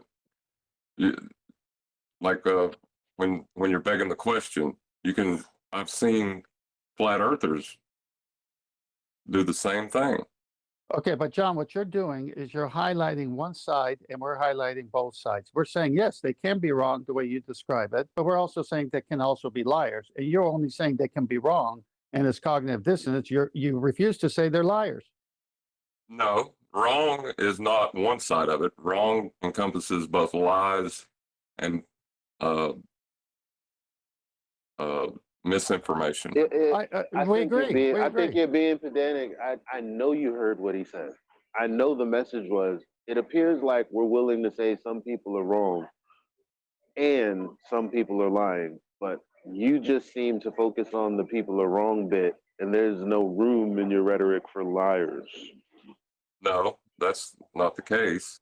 Well, let's ask him directly. John, are there liars? Hang on. John, are there liars? I'm not going to go to let it go. Of course there's liars. Hold on, are there people that say things that are wrong? Yes. Do people lie and knowingly lie? Come on. Yes. Yes. Okay, perfect. Hold on. No, I get that. Do people say things that are wrong and other people accept those wrong statements as truth? No. Yes. But that's different from what we're saying. Like, do we know that Hillary Clinton, at least her foundation, owned the DNC debt? The DNC, who's supposed to distribute funds equally so that all can have a fair race. This is the same. She owned the debt of the party that she was running in. Okay? They were flipping coins. Are they not liars? Like, yes. Did I? I mean, that's fine. I don't want to take it to politics. Let's keep it in the discussion. No, we're talking about people who are in public. That's how I know they lied, because they're doing things that we know is opposite from reality. Reality happens, and then they get on TV and spin it, like the anti-flat earthers do here. Right. How do you take it away from politicians? Politicians are the problem. They're the ones that are in power. hold on a sec. Like, we're going off into other subjects. Let's just stick to like the origins of what we know is We're just wrong. picking the people. The Pythagorean People lie. Right. The people who originated it, right? Let's just stick to that, because I've done and conceded that there are liars. There's no sense in trying to bring it to another subject to try to prove your point. Were the Pythagoreans liars? Some of them were because it's a human. Wait, that's such a trick. vague. What do you mean? Are Africans liars? Like, what do you mean? Do you think the Pythagoreans believed they lived on a sphere, or do you think they were lying about that? You gotta be specific. I don't know. Does my entire neighborhood believe that they live on a sphere? I don't know, and I wouldn't say the same for a whole people back then either. What? Well, be specific. hold on a second. It's a school of thought. It's a school of thought. It was a school of thought, right? Well, we're talking about Pythagoreans. What does that have to do with Pythagoras, though? Did he say? We're talking about the origins of what you all are saying is a lie, are we not? No, John. I'm What not we're convinced that saying, Pythagoras was a glober at all. John, you're. Can everyone stop? No Go ahead. one's listening to what John's saying. He's saying we're not talking about Zulus. We're talking about a school of thought. Right. I want to address it. Everything starts with a thought, including a lie. So if they thought something that they couldn't measure and it was a philosophy, that's one thing. But later it became the thing. And we say, well, how did it become the thing? Well, you think they lied? I don't know. Maybe they were just daydreaming and said, hey, I wonder if we're a sphere like what the sun looks like to us, like a sphere. You know, it's circular, blah, blah, blah. Okay. But okay, that's a good thought. But later, we're now on the Earth with a radius of 3959 that's not there. And we say, look, here's the black swan. It's not there. And instead of thanking us for showing them that the thought of those Greeks is now reality, what do the anti-flat earthers and the globetards do? They fight the truth that exposes the lie. Well, they're also caught up in consensus reality. But like, just to get back to the point, is that, you know, this school of thought was wrong about the Earth. Yeah, they thought they had. Hold on, they thought they had measurements. They thought they had them. No, Okay, they that's didn't school of have thought, measurements. but it seems They like knew that. because my point. Wait a minute. John was legitimized in pointing out we're talking about a school of thought now. However, we're talking about liars also. Well, you can't just dismiss that by saying, well, we're talking about a school of thought. Why? Well, because it's not like you can place that on any nation anywhere, because no one's gonna agree with the school of thought. Now, beyond agree or disagree, if there's a school of thought, obviously, like, you know, humans are capable of solving problems. And someone somewhere is always going to say, what's the justification for this premise? So there was always a liar. Measurement. Okay, They measured the horizon that they thought was a physical thing that was apparent based on height, but they measured it. So they lied. Last thing I want to say to John, and I'm done. Okay, it started as a school of thought. It became something everyone thinks they live on. NASA is in position with evidence to prove it isn't. Are they lying? I've conceded to that. That's besides the Okay, point. well then we have no disagreement. There are liars. Yeah, no, there was never a measurement. There was no such thing as measurements. This whole Pythagorean thing, nonsense.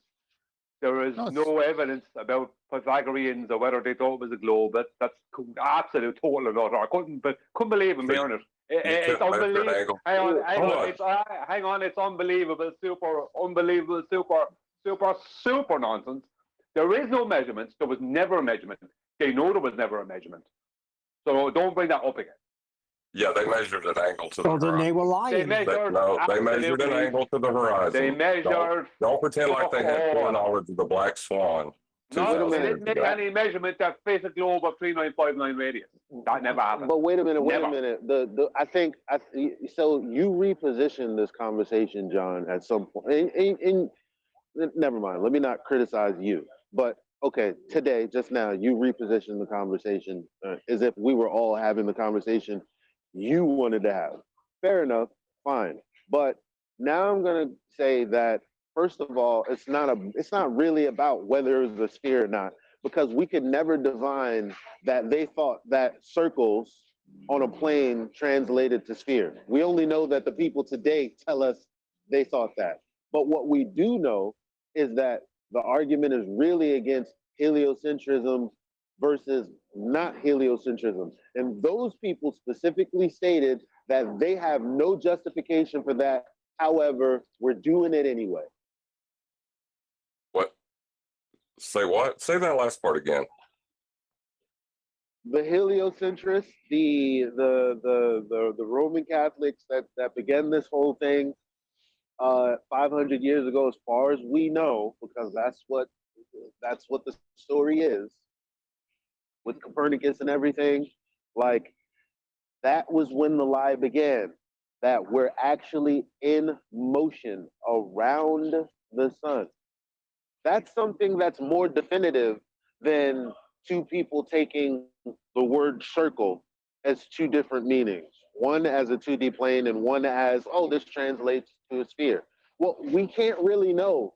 I mean, maybe they're lying, maybe they're delusion. I don't know, but it's a different it's a different level of clarity when you start talking about, well, is the Earth moving or not? And then you can see the sources of the people who are propagating this story saying there is no justification.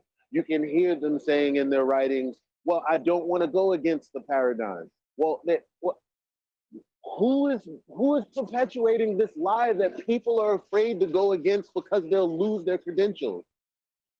Obviously, someone's lying.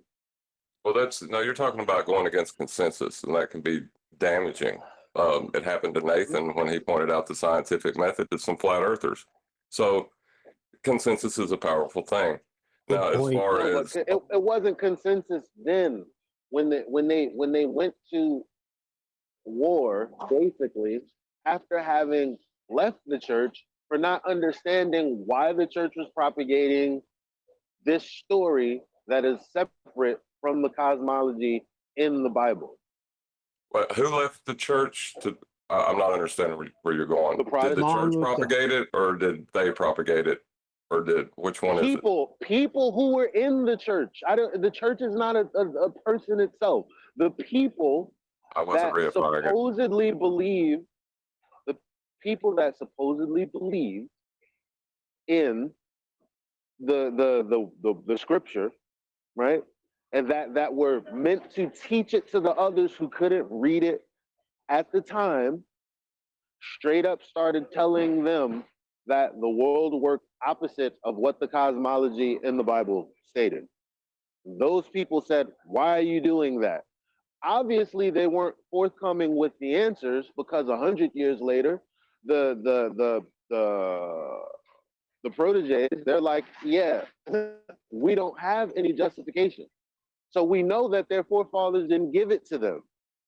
So then if a person is propagating a story and it starts with them, but they don't have a justification for telling you, what is it? Well, they do have a justification. We went over it, the measurement. The measurement. No. No, This John, measurement is not going to tell you that you're moving. This measurement is not going to tell you you're moving around the sun. What are you talking about? That's right. Hold on a sec, because if you're measuring that you're standing on a sphere, and John, Earth is a sphere, hold on a sec. We can't assert that they had knowledge of the black swan or complex understanding of the arguments that we have. We can only go off what people tell us, right? And the people that, like your teacher in school, did they understand our points that we're making now? No. Hold on, they had telescopes back then, didn't they? Hang on, please. Wait a please. minute. Maybe Is get a word John in there. finished? Because I don't feel like it completely met my point. Well, you're Maybe saying he they wasn't didn't have any ready. justification. I pointed out that there is a measurement to the horizon. No, John. John. What does that have to Okay, do with? let's What does deny that have that to now. do with thinking that you're revolving around the sun?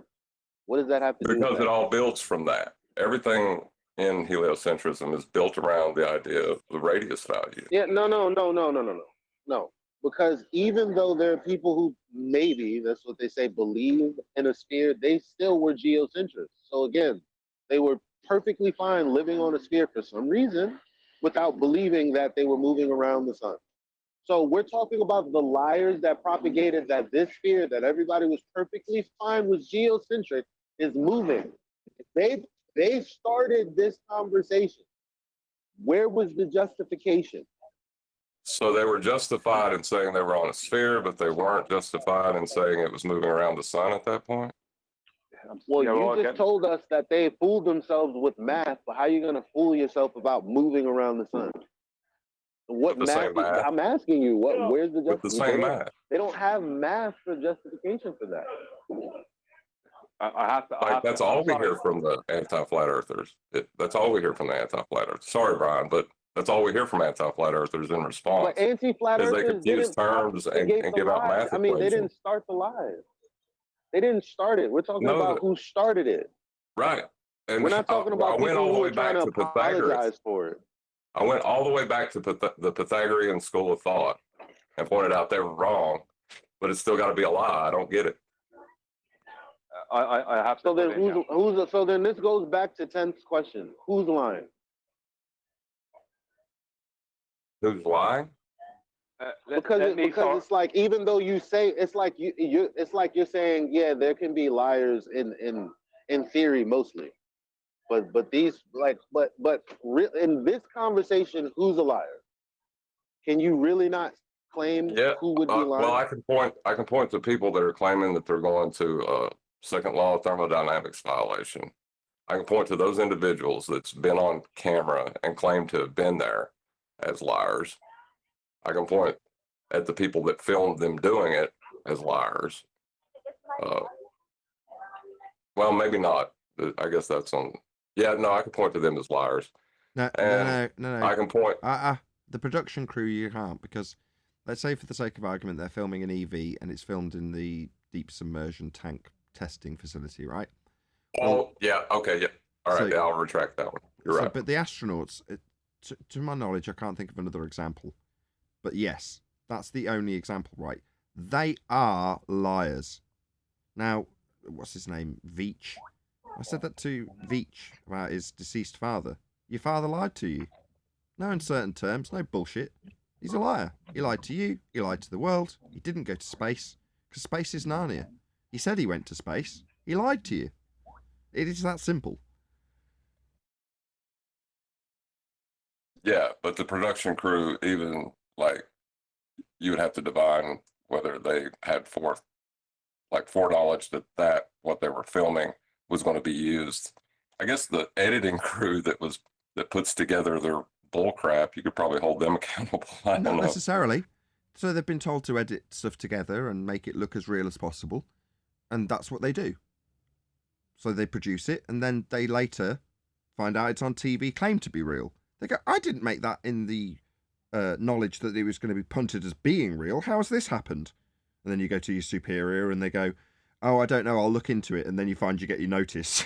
You know what I mean? That would probably be how things padded out. But it doesn't necessarily speak to them being motivated to lie to you. The editing crew, the film crew.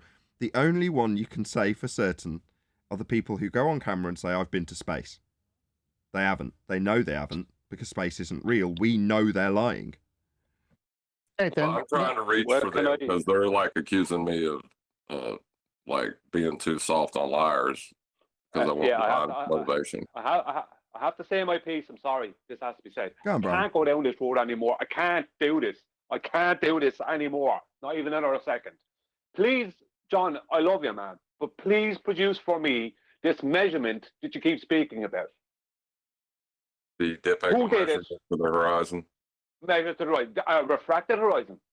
No, So Al-Biruni. you're using an argument from today. No, you Okay, can't do that. Al-Biruni, right, who they call the father of geodesy, right, was measuring to an horizon that fit a sphere with a radius of 3959 miles. The horizon that changes its position and never matches, more or less never matches what the geometry of a globe with a 3959 Okay. radius would match. No, Okay, I'm sorry. yes, Now, hang on. you're right. Hold on, He's Brian. so stupid. Brian. Please leave me finish, Nathan. Go on, show. Go on, Nathan. Well, okay, I was just going to say, we know this. You're about to rattle off for the third time the current 2022 Black Swan-esque argument in regards to the horizon not moving. But that doesn't alter his citation. It doesn't alter what he's saying. He's saying they claimed, and it makes no difference if he could come back at you and say, well, it did on the day in the story. It doesn't even matter if Al-Biruni didn't exist. The rhetoric says he measured it from up that mountain after measuring the flat baseline to get the height of the mountain and measured a dip angle. That's all that matters. Okay, I'll say something. But that also, Let Brian respond. Everyone else, please, let Brian respond. Go ahead, Brian. And then, John, you take over. I'm stepping in for no good reason other than to keep things civil. Can we all stop stepping on each other? Brian, then John. Then me. Okay, thank you. Then 10th. Right. No, then Eli. What? Then me. Eli and Chocolate Whatever, both get to after go that. last because they're black.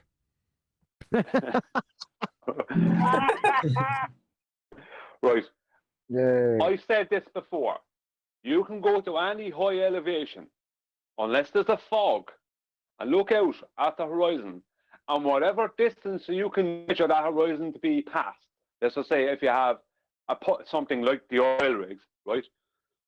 It will never match a globe with a radius of 3959 miles, and that's why they always have to claim that the horizon before Rumpus knew it.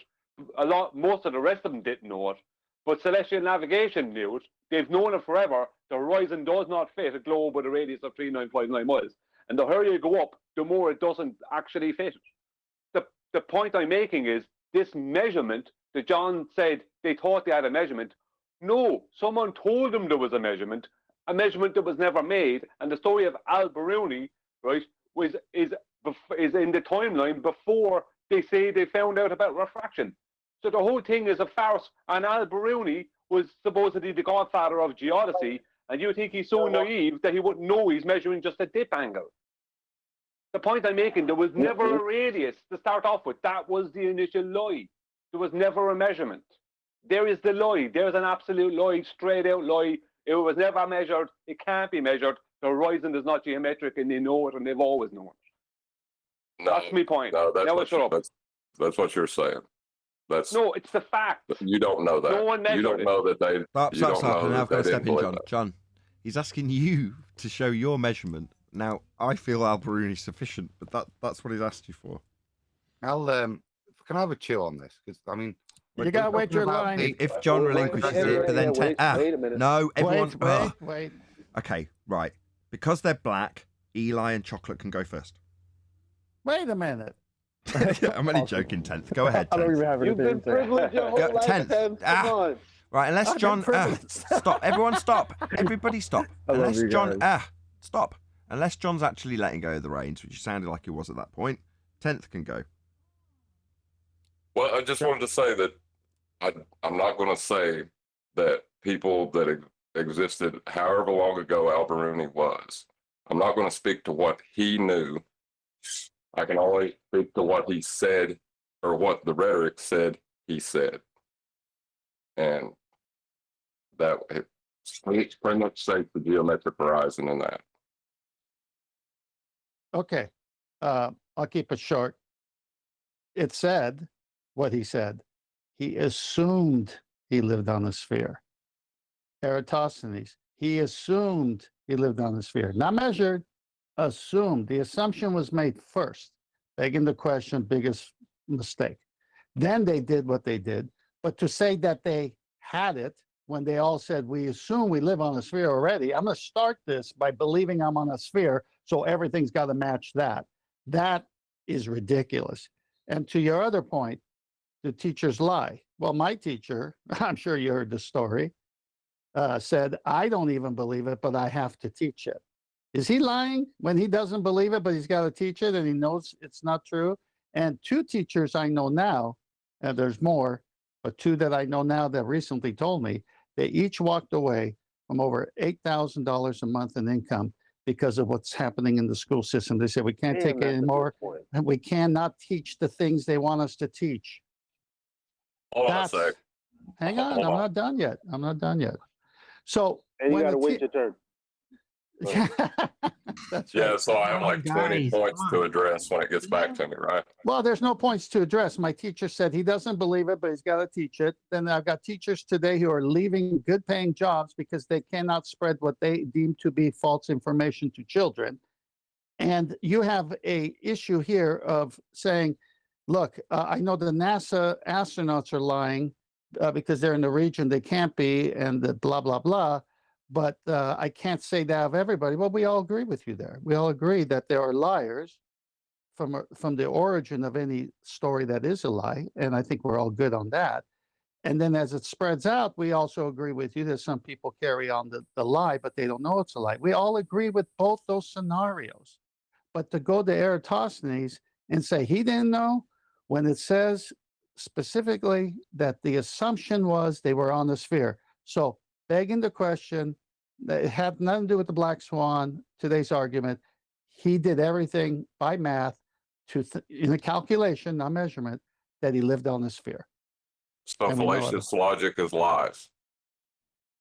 Listen, you missed the point a second time when 10 tried to reason that your point is valid. However, we can open up the scope of what we deem liars, especially with people in today's age who will say things like, look, I know the government is corrupt, but what are we going to do?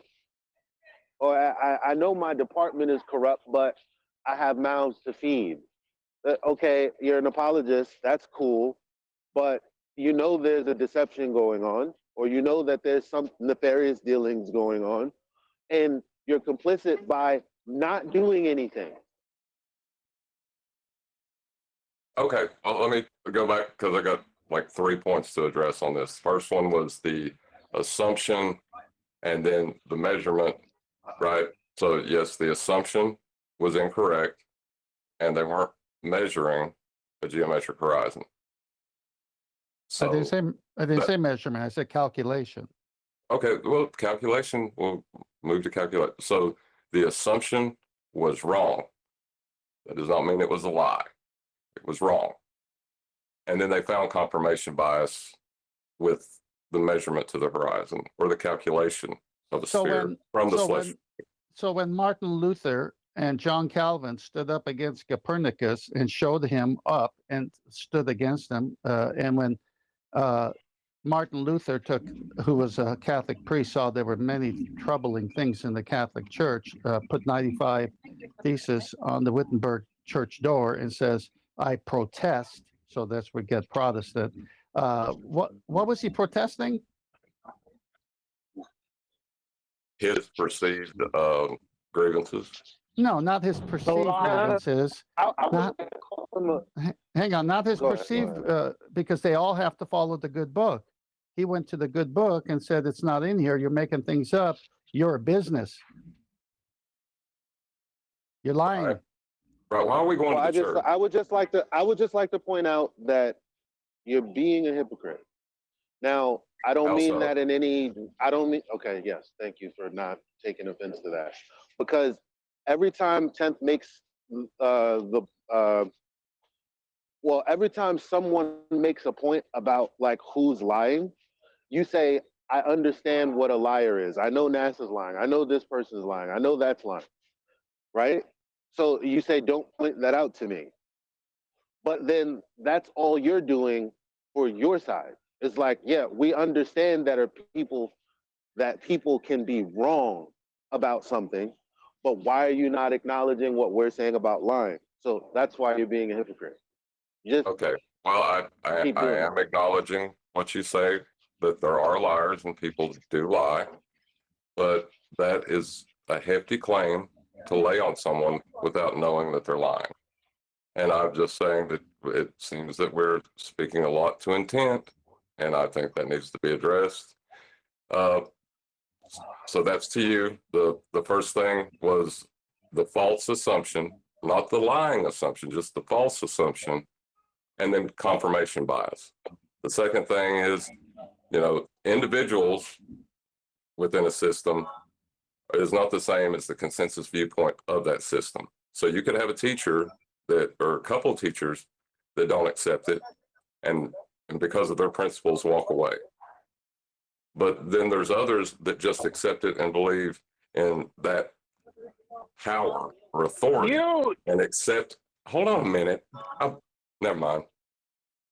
Well, you did forget it. You did forget the portion because you only mentioned the people that are willing to walk away, and then the people that are probably experiencing cognitive dissonance. You didn't speak to the people who know the information is wrong, but they teach it to children anyway. And that's what I mean by you keep avoiding the one thing that 10th is trying to lay out. That yes, we can call you can open the scope on who you call liars. I don't even know why. Okay, well, you're fighting this. Let's get specific about what they're teaching kids and how they know it's wrong. Evolution, yes. Let's start there. Because everybody knows that's bullshit. My teacher said that all the time. Right. Your teacher said Just keep evolution hearing bullshit. background Is stuff. it the consensus opinion of the authority in charge of teaching our children that evolution is bullshit? What does that have to do with my teacher lying because he's teaching me about it even though he knows it's false? What does that have to do with You're taking this to an individual within a system. That's the whole point. And I'm addressing the entire system Guys, because they're... hold on, everyone stop. Can everyone not step over the second sentence John comes out with? He's getting frustrated. I can hear it in his tone. He's stopped twice. Now you're doing it to me. Just let him get through the second sentence, not just the first. When he takes breath, it's not your cue to talk. He might have more to say. Well, I'm just saying that there are people within this structure of that the vast majority, the consensus viewpoint, accepts as authoritative. Now, we can, like I said, we did it with the Pythagorean method and going back to the source. And it always comes down to you can either be wrong, or I guess you could be a liar, but you don't know. Interrupt him now. It's the third sentence. Okay, but you didn't acknowledge the person who's lying. You actually said, let's not acknowledge people individually who are lying, which this is what the conversation is about. Do people lie or not? You're telling us not to call people liars by making general statements. It's like incoherent. You didn't address that point at all. Well, I never denied the point you were making in the first place to have to address it. We already accepted it. You keep saying you're accepting our premise too, but you're actually not. How so? Example. Because you keep on telling us that the point we're trying to make is irrelevant, aka you're not addressing it at all, while saying you agree. Right, because lying, right, you have to have intent, and it has to be wrong information, right? And when we show you the intention of someone who's saying, when we show you that there's someone who's saying, I know this is a lie, but I'm teaching it for a paycheck, you say, well, we can't talk about that person. Well, then we can't make our point then. You can. That individual, singular, is a liar. That is a far flung step away from saying they're all lying. That's just, I know that's a fallacy. I just can't think of it right now. Did you say they're all lying? Because that sounds like a straw man to me. I didn't say they're all lying. I didn't say they were all lying. The way John is explaining himself, he basically agrees with us now. So who's lying? Anybody else? Is this conversation somewhat related to the conversation we were having yesterday about the astronauts and their behaviors and how we shouldn't take that as either malice or intent or whatever? Like, is this A lot of this I missed. It's a lot. It's very noisy over here. Consider yourself lucky. It kind of sounds like that. So that's why I'm trying to kind of understand what's going Right. on. You know it's a lie because they claim to go to a place that couldn't exist. That's how you know it's a lie. Obviously. Like, right? That's so. However they acted, like you're not going to point that out to somebody as your first point of order, right? You want to destroy maybe the not whole the thing, first. and then you can. Now, when you're discussing it with people, like if it was just us talking and there wasn't a group of people listening, I wouldn't have never made that point. But it was more for the person listening to know that the second law of thermodynamics is what debunks them going to space, not the way that the astronauts behaved when they claimed that they got back from that. John, it seems like in the past, you've always taken this issue with other subjects back to how you were, because you were on the other side passing the lie. And then, but you didn't consider yourself a liar. And so then when you found out it wasn't a measurement, you came to this side of the argument. And so you're now vehemently defending all the people that were you before you came over. That's not the argument. We're not saying that. If you follow what I'm saying, you're trying to protect future Johns. I get it. Okay? Because if someone's been lied to, they're spreading a lie. They don't know. And then later they find out they were lied to, they change or they keep it. It's up to them to keep spreading the lie or go against the lie. That is not the subject here. We all agree with that. So this hypersensitivity to how you came over cannot be applied to everybody, though. I just want to take everyone's attention to the screen there. I'm presenting. That's their measurement of the curve. This is another. This is another geodesist and his globe measurement. Yeah, that's what there are a lot of lawyers. I just want to say this. Hold on. Got it up on screen. Can you just talk us through? Is this Jesse's? Yeah, this is another geodesist, claimed geodesist, with his Earth curve measurement. That I spent 4 days in 2016, early 2016, 4 days trying to get him to admit he did not take angular size change into account. And eventually he admitted That's mine. It's not yours. It's everybody's. It's not. I think we'll find that Brian came up with that at least a couple of weeks before you did, QE. Sure. After Arwen stole it from you and he stole it from me. Arwen telepathically stole it from Brian. Yeah, my point being, right, my point being is that, right, it doesn't matter about this photograph, is that we know that, as per the timeline that we're told about, that Al-Biruni was supposedly, they claim him to be the godfather of geodesy. So how could someone who's the godfather of geodesy, right, make such a mistake right, when it comes to the horizon, not understanding after having to measure the height of the mountain flat, measure as in he had to use a flat plane to measure the height of the mountain, right? And then go and do a dip angle that is between two parallel horizontals, and then call it Earth curve. And when every time after that, once refraction turned up, that supposedly refraction wasn't known about. This is what we're told back then. And the horizon is always refracted. Always refracted. Now, a lot of fools were telling us different for years, but the horizon is always refracted. And the reason it's said to always be refracted is because it doesn't fit a globe's the geometry of a globe with 3,959 miles as a dip angle. It never fits it. The horizon is never where they need it to be, especially from a high elevation. So it's not possible for that to not be a load of noise. Hold on. He's not the godfather. He's the father. So start over from there. Well, the father of geodesy, if you want. I don't mind whichever way. But the point is, he has a big standing in history as being a very adept surveyor and whatever, right? So the point being is that how could he make the mistake of thinking he's measuring a dip angle to an horizon, but that he knows is just a dip between two parallel horizontals, right?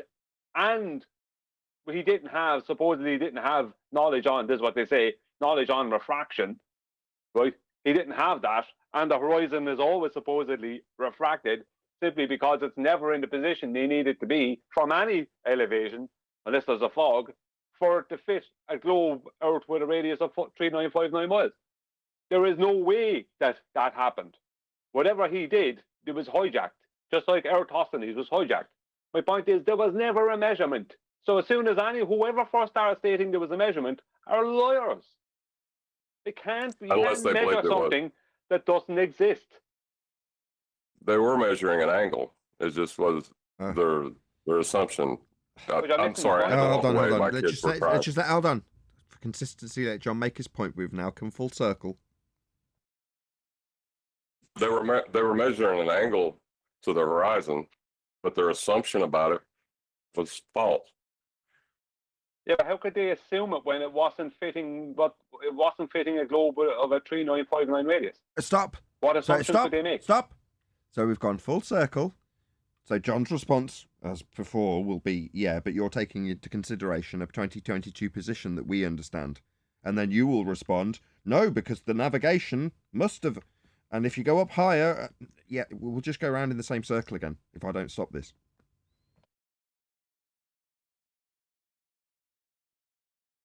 Quick, QE, say something. What?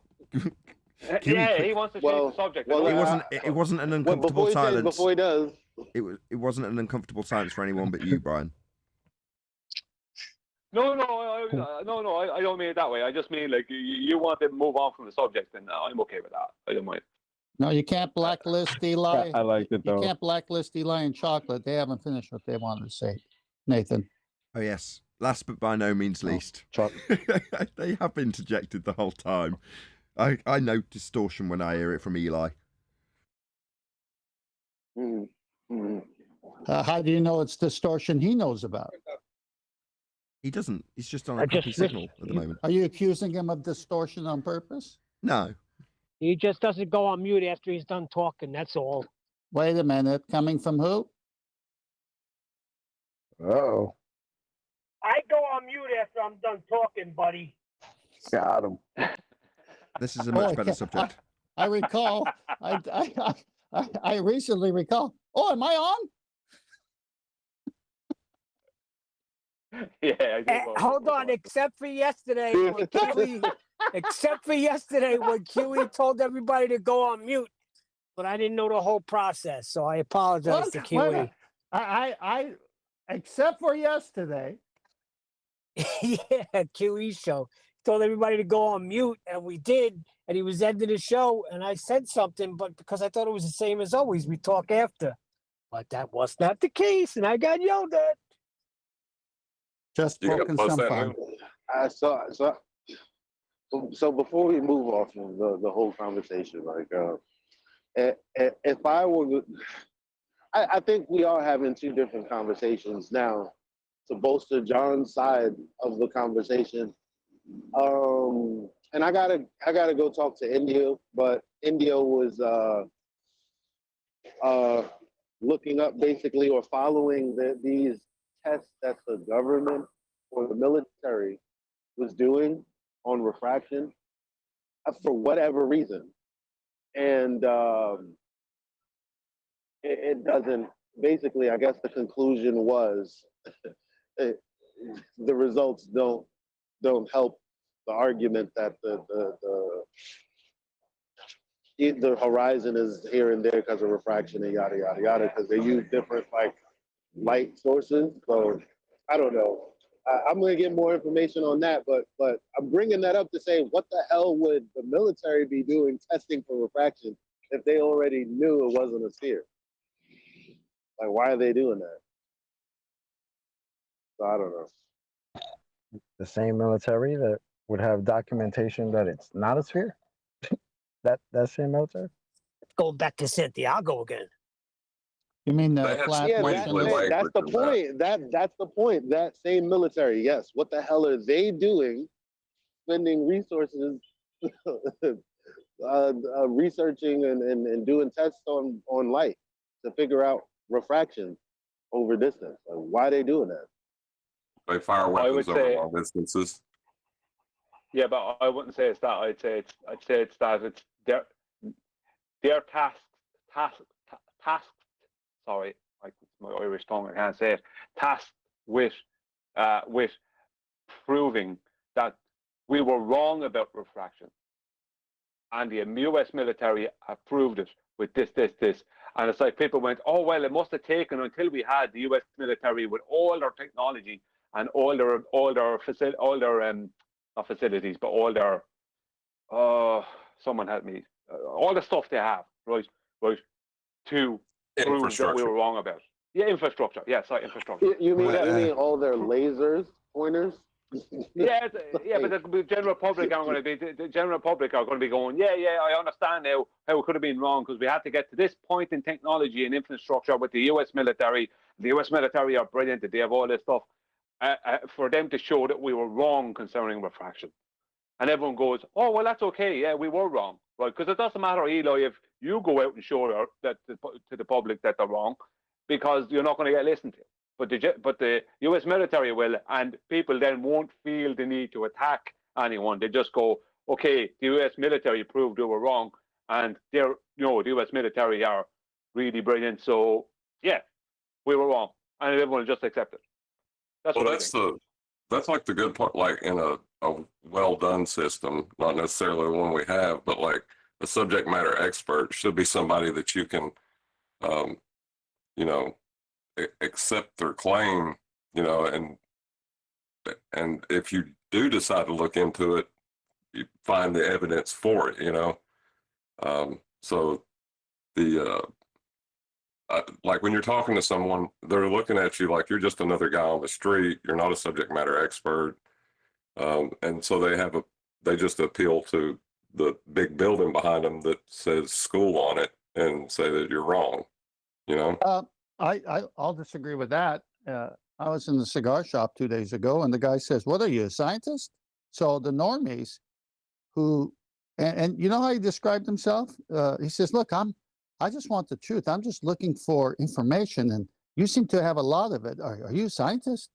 So it depends who you're talking to, and so when you come up with the truth amidst the construct that they're doubting because they hear things and see things, it helps them out. Now, when Prototad and all these anti-flat earthers came on to discuss what the sextant is and elevation angles, remember from early days of that argument, they said, oh, you don't need a 90. Oh, it's not a right angle. And now where is it? Oh, you don't need the horizon, because they go to a fictitious horizontal based on a bubble, which gives them a horizontal, to be more specific. You don't even need the surface anymore, brother. Yeah, exactly. So now then when on the shows, I remember posting the citations from the sextant manuals and the books, and Prototad says, no, I don't agree with that. Well, I don't care what you agree with. This is how it works. I mean, why do you minus from 90 and at the same time say you don't need 90 and 90 can't exist on a sphere? They know they're lying.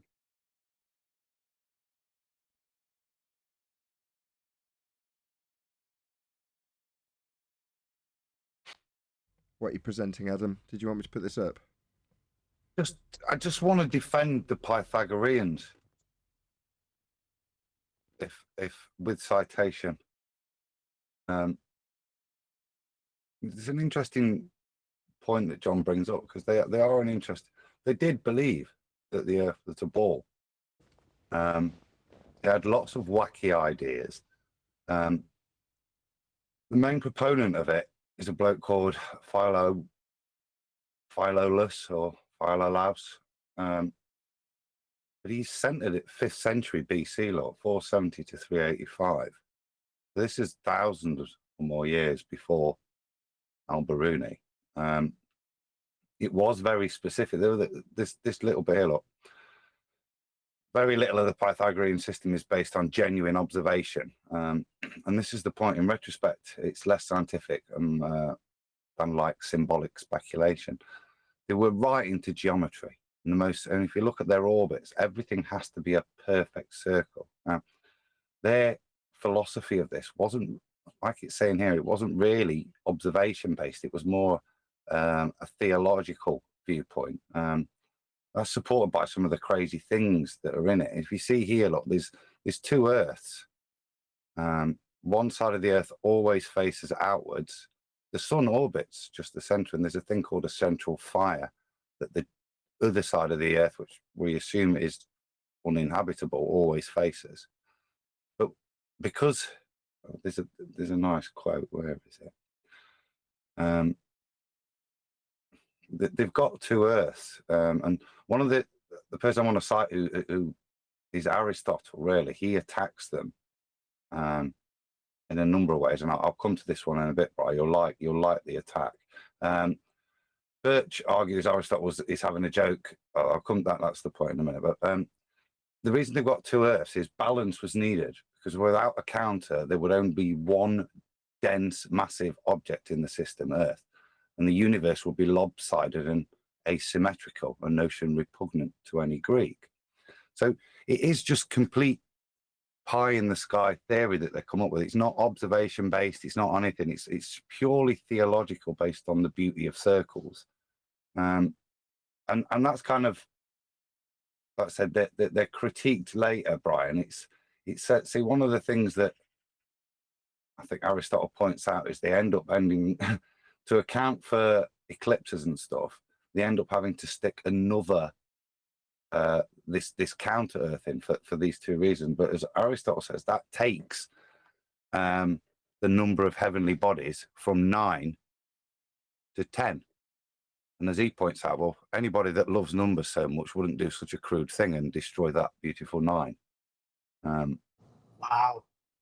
So they did believe it from what I can see, but even their peers, they were a small group, but even their fellow peers in Greece at that time are critiquing it. And it is just, I'd say, more just a philosophical concept than anything that's based in real astronomy matching up. I'm done. The emissary has spoken.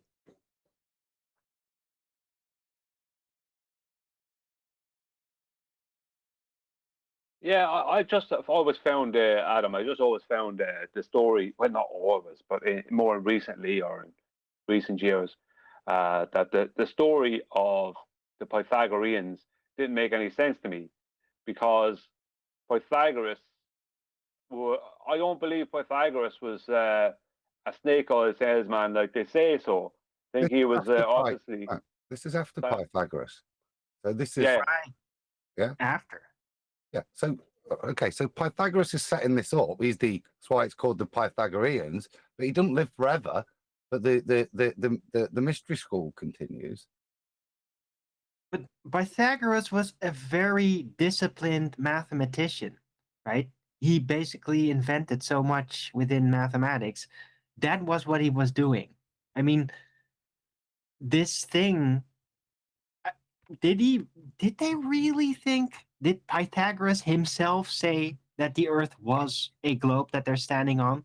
Or was he just trying to figure out a mathematical system for the celestials? I mean, what was he really doing?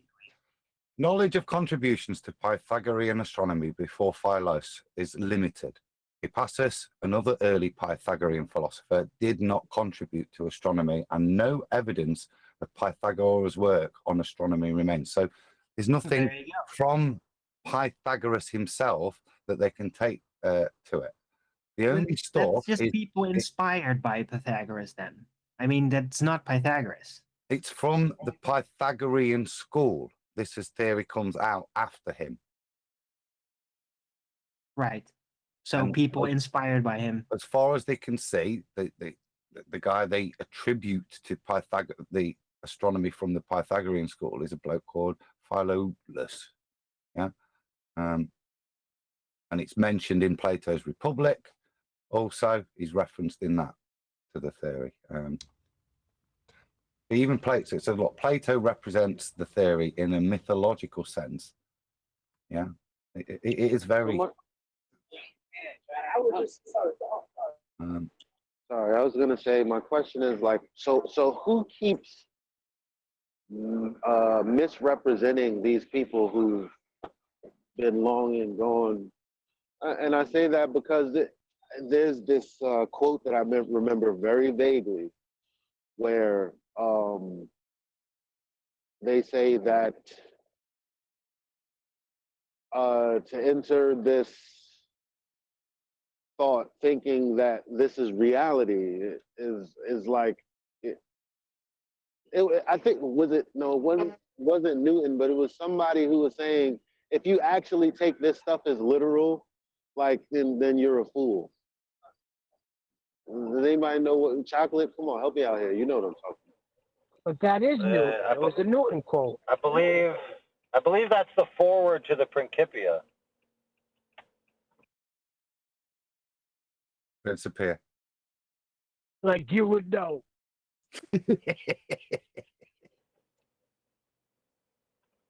Yeah, but I can't remember who wrote it. But yeah, he basically before the book, it basically says, based on this relationship to the planets and the law of perspective and halves, this observation is impossible. But go ahead and enjoy this book.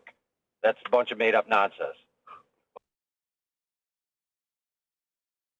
Could you say that again? And they're basically addressing the people who would take it as serious as man, you're gonna come out at the end of this as having more problems than when you came in. Like that's what seems to keep happening. Like if that's the story we're talking about with Pythagoras, and that there are others that came behind him and reified all this stuff into existence.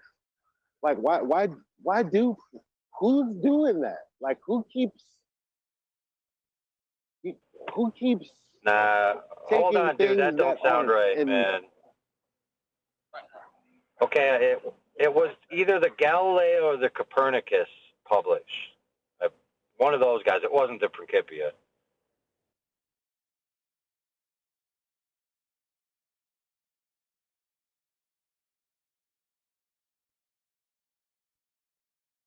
So this whole thing started out as a philosophy.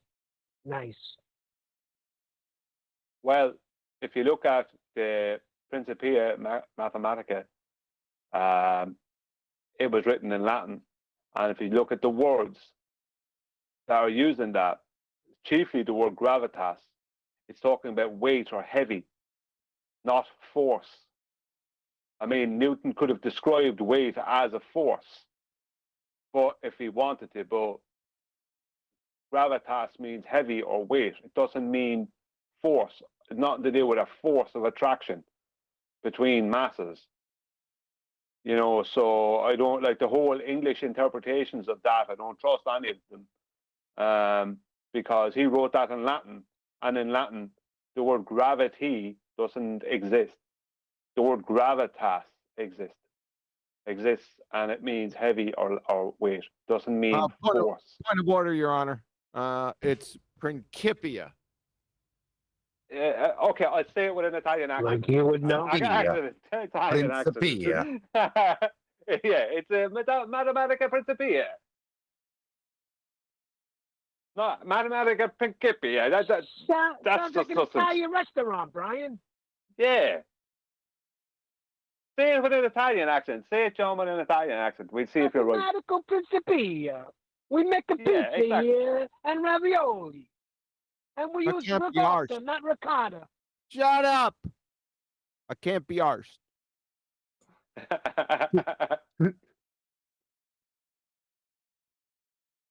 And by the way, my little saying did not come through because I listened to the show yesterday, QE, unless you edited it. I don't edit shows. So my mishap didn't come through. It didn't. Okay. Well, fair enough. Are you hiring, QE? Hiring what? You need an editor? An editor. I need an editor. I need a complete staff. Control all you retards.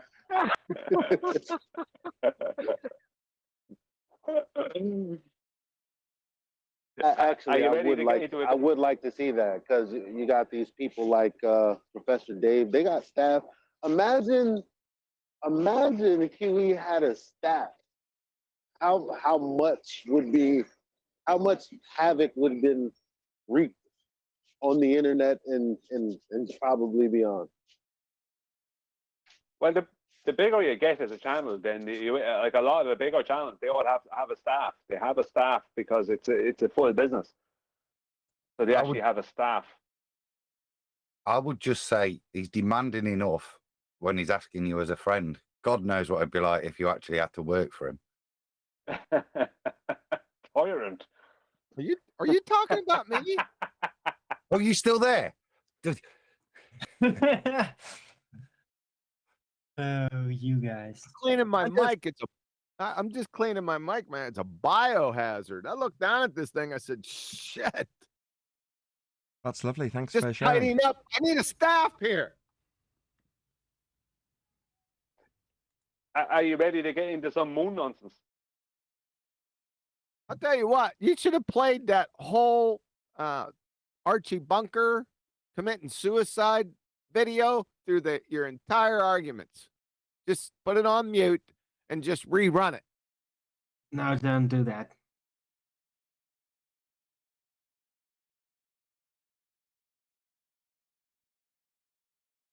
Why okay, not? Nathan? Again? Because it's funny but gross. I mean, it's just a guy pretending gross, to it's commit hilarious. suicide with a laugh track over it. It's not actually that funny. It But is that funny. within the context of the situation, we get it, but it's not that funny. Well, thanks for your opinion. You know what they say about opinions, right? The trouble was with the snow, it starts to slump down, so you end up with the roof, and there it did get to a. What the hell? What? I think there was an open mic for a minute. No, that never happened. Okay, I'm going to go straight into moon nonsense. On the left, here on screen, is what was blocking the sun during the 2017 solar eclipse. On the right is the moon. Now, I've matched them up in size as best as I can between the two. Now, there's a place I want to show. Over here, right? This area here, there's a marking here. It's the only marking that is anyway that really distinctive here. And every photograph that I put it through three different types of these images that I took off of someone's video. I put them through three different types of software to filter them and everything else. And this is the only marking that continually comes out. That and all these things at the sides, they're like, you know, a helium balloon for a kid. You know the way they have an edge because it's like a glue that glued the two sides of the balloon together because it's not one big rubber balloon.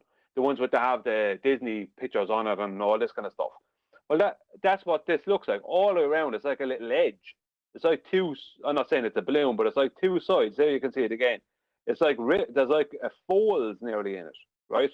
But this here, the only part on the moon that matches this kind of a shape is this thing here. But, right, this is smaller, but even than this, but even at that, I know it could be, people could say it's because of the angle it's taken at, whatever. But on the day when this photograph was taken, the actual moon, what it should look like from the exact location that the person was taking it from, this here should be slightly smaller and down here, if I remember correctly. It's not here. So I'm not saying this is not the moon, but I'm saying it certainly doesn't look like the moon that's covering the sun during the solar eclipse. I can't state it isn't the moon, but I haven't found zero evidence that it is the moon that's covering the sun during the solar eclipse. It doesn't matter what the moon is. So I'm talking about what we see. The claim is so out the there. image definitely doesn't match. No, the images The don't imagery match. doesn't match. No. Right. Like I mean, Okay, I well, don't. I that's fair can't. enough. Yeah, the imagery don't match. Yeah. Because as I said, this is a constant in every one of the images I took. This marking is a constant, and around the edges. But on the moon itself, there's a load of parts of the moon that just like this here, this down here, this part here. It's like the moon's belly button. Let's just say that is not in any of the images, and that's a very distinctive part of the moon, very distinctive. And these up here. And obviously some of these other markings, but this one here is so distinctive. Everyone that takes a photograph of the moon sees this somewhere in the photograph. It's not on any part of this image. And you would think that would be the one thing that would stand out. It isn't. This is the only deviation, basically, besides the edges having all these like folds in them. It looks like a helium balloon. The moon has three distinct type of colors. It's the very white, the very, well, black. It's not really black, but dark enough. And the middle color, right? It's like three colors. That's what the moon is in that very distinct pattern that we always get to see. The other photo doesn't have any of that. Can I interrupt for a second before you go on and on about this? All right, I'm gonna go get some chow. Make sure, Ballbusters, you review that video I posted in there.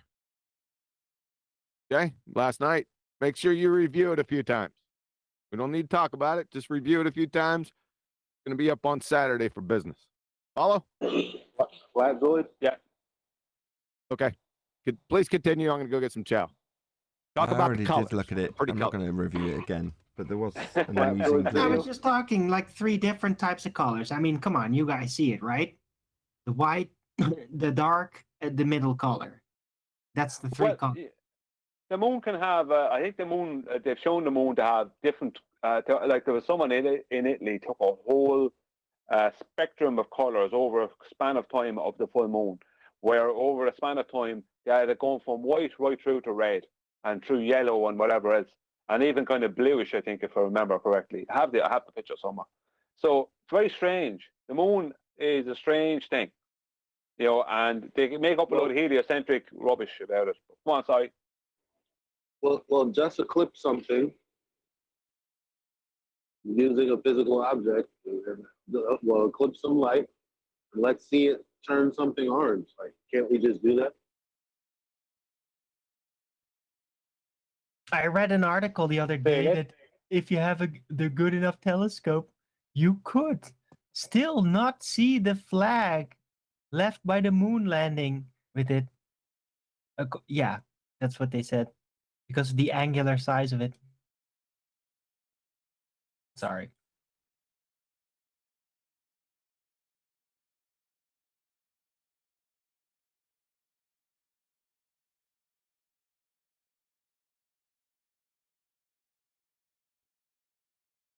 Oh, come on, guys. You killed it worse than me, Arlen. You killed it worse than me. Shit, I didn't mean to. Sorry. It I had just to walk popped into away. my mind. Like Steak Puff Marshmallow Man. I couldn't help it. Well, they say it's a phenomenon. They say it's the Earth blocking the light from the sun. So what we have is something, a physical object, getting in the way of light, and the phenomena is a orange shadow. So let's recreate that. If we can't recreate that, then I mean, even if we could, still, but they can't even do that.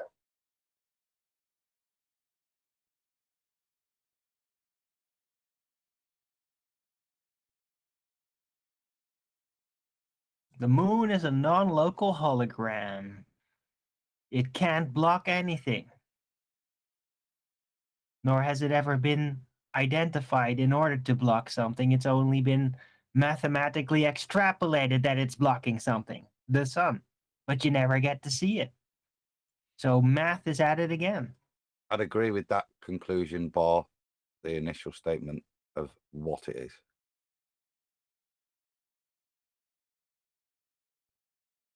What?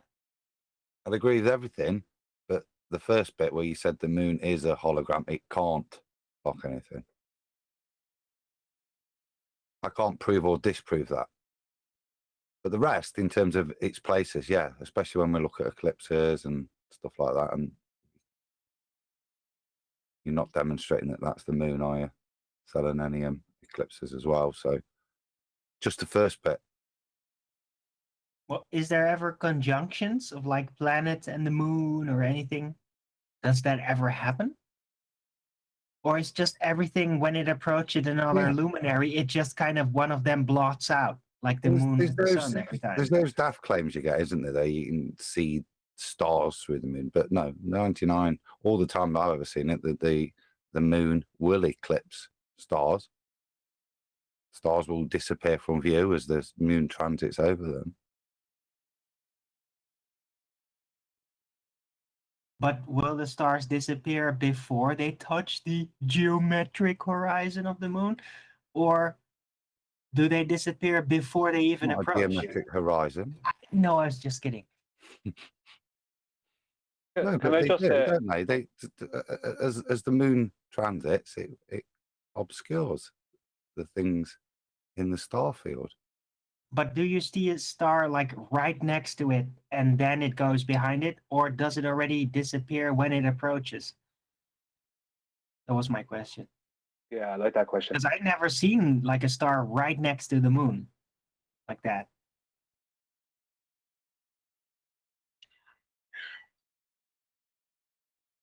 Well, something else that happens I have. Just on the topic of this solar eclipse, something else that happens is, see this big bright area here. Well, what happens is when the moon, sorry, not the moon, whatever it is that gets in front of the sun and blocks the light is blocked around the edges, right, at first. But then the light brightens up. It all brightens up. So see this big bright area. This happens after initially the sun is fully blocked from our view. So there's a little bit of light around the edge of it, and then suddenly, bam, there's this whole, if you watch the videos on it, there's this whole big bright light that turns up. So I'm just going to go down through different filters of it I've made. They're all these are using all different types of filters of the same thing. I'll zoom in on that one. Does it always have that shape or does it change? Look at that one. The halo effect. Wow. Look at that. That's what's in front of the sun. It's one of the clearest ones I got. Can you do the same on the yellow one for us, Brian? The one yeah, I will. You may not get the same.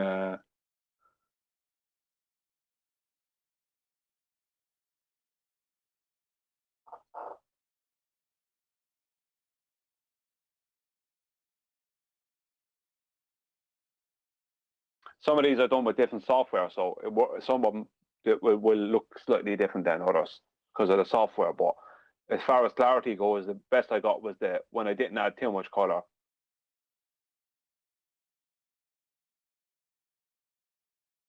I'll show you some more because they get pretty strange. There's this one here.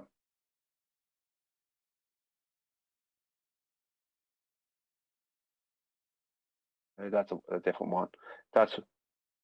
This here is, see that little bit of light here? Well, eventually that becomes a load of light. You can see some darker areas here, but that from the best I could find out is I couldn't find any of these markings. With the clearest images I got, I couldn't find any of these markings, just a marking here in the center. Keep going.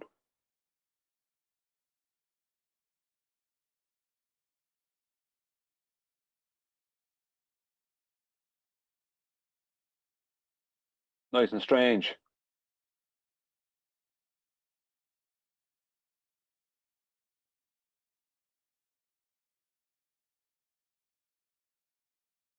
See, these markings are also happening out here, around it.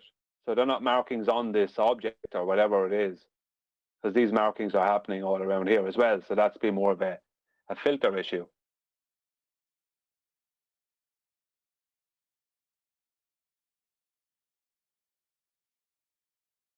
nice and weird. But I got a question now. Yeah. Is the halo outside of the dark part, the light part, is that always that shape? Because it is kind of a distinct shape. So is it always like a peak on top and to the right side and the middle lower left? Is it always like that? Yeah, there's a funny thing happens with I showed it earlier, where there's like these like kind of two ears over here and a beard down here, or like a chin down here and two ears there. Now I don't know, maybe that's just the way it was. Or two horns. I noticed that myself. Yeah, it was strange. Yeah, definitely strange. And there's another thing that happens. If you can, you barely see it here. I think it's here. There's this red dot. There's this red dot here, and there's another one over here. And I don't know what they're about. They're on all other eclipse videos. Every photo or every distinct pattern to the halo. Yeah, there seems to be some kind of a I've seen quite a few of these videos, and it's just now like kind of staring me in the face all of a sudden. Like, yeah, it does kind of always look like that. Why? Why does the halo always look exactly like that? Why is it never different? It's weird. Yeah, well, this is the kind of pattern here. Now, these are from the same thing, so I don't know if it's down to that, but there's that little red dot and red dot here. Whatever those little red dots are, they're at the side of it. These little red dots. It's like the left upper part and the right down part. Those are like not very bright. But the left bottom part and the right upper part, they are always bright. Yeah, it's pretty strange.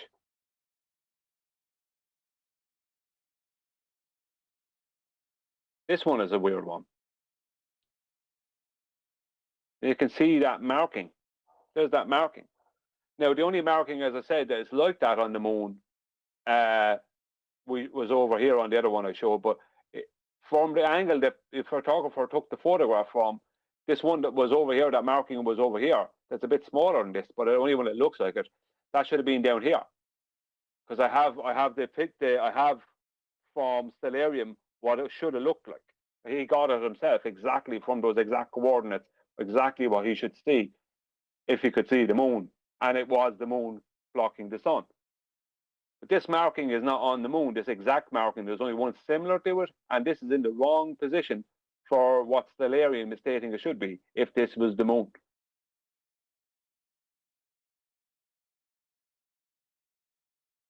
Let me know if I'm doing your heads in. I just said I'd show you these.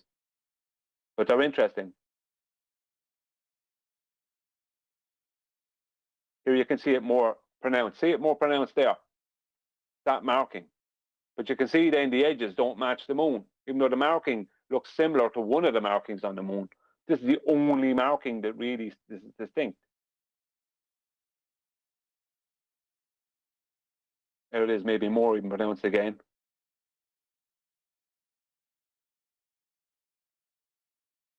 You can see those edges. See, there's like a little rip. It's like a helium balloon, a kid's helium balloon. It's weird.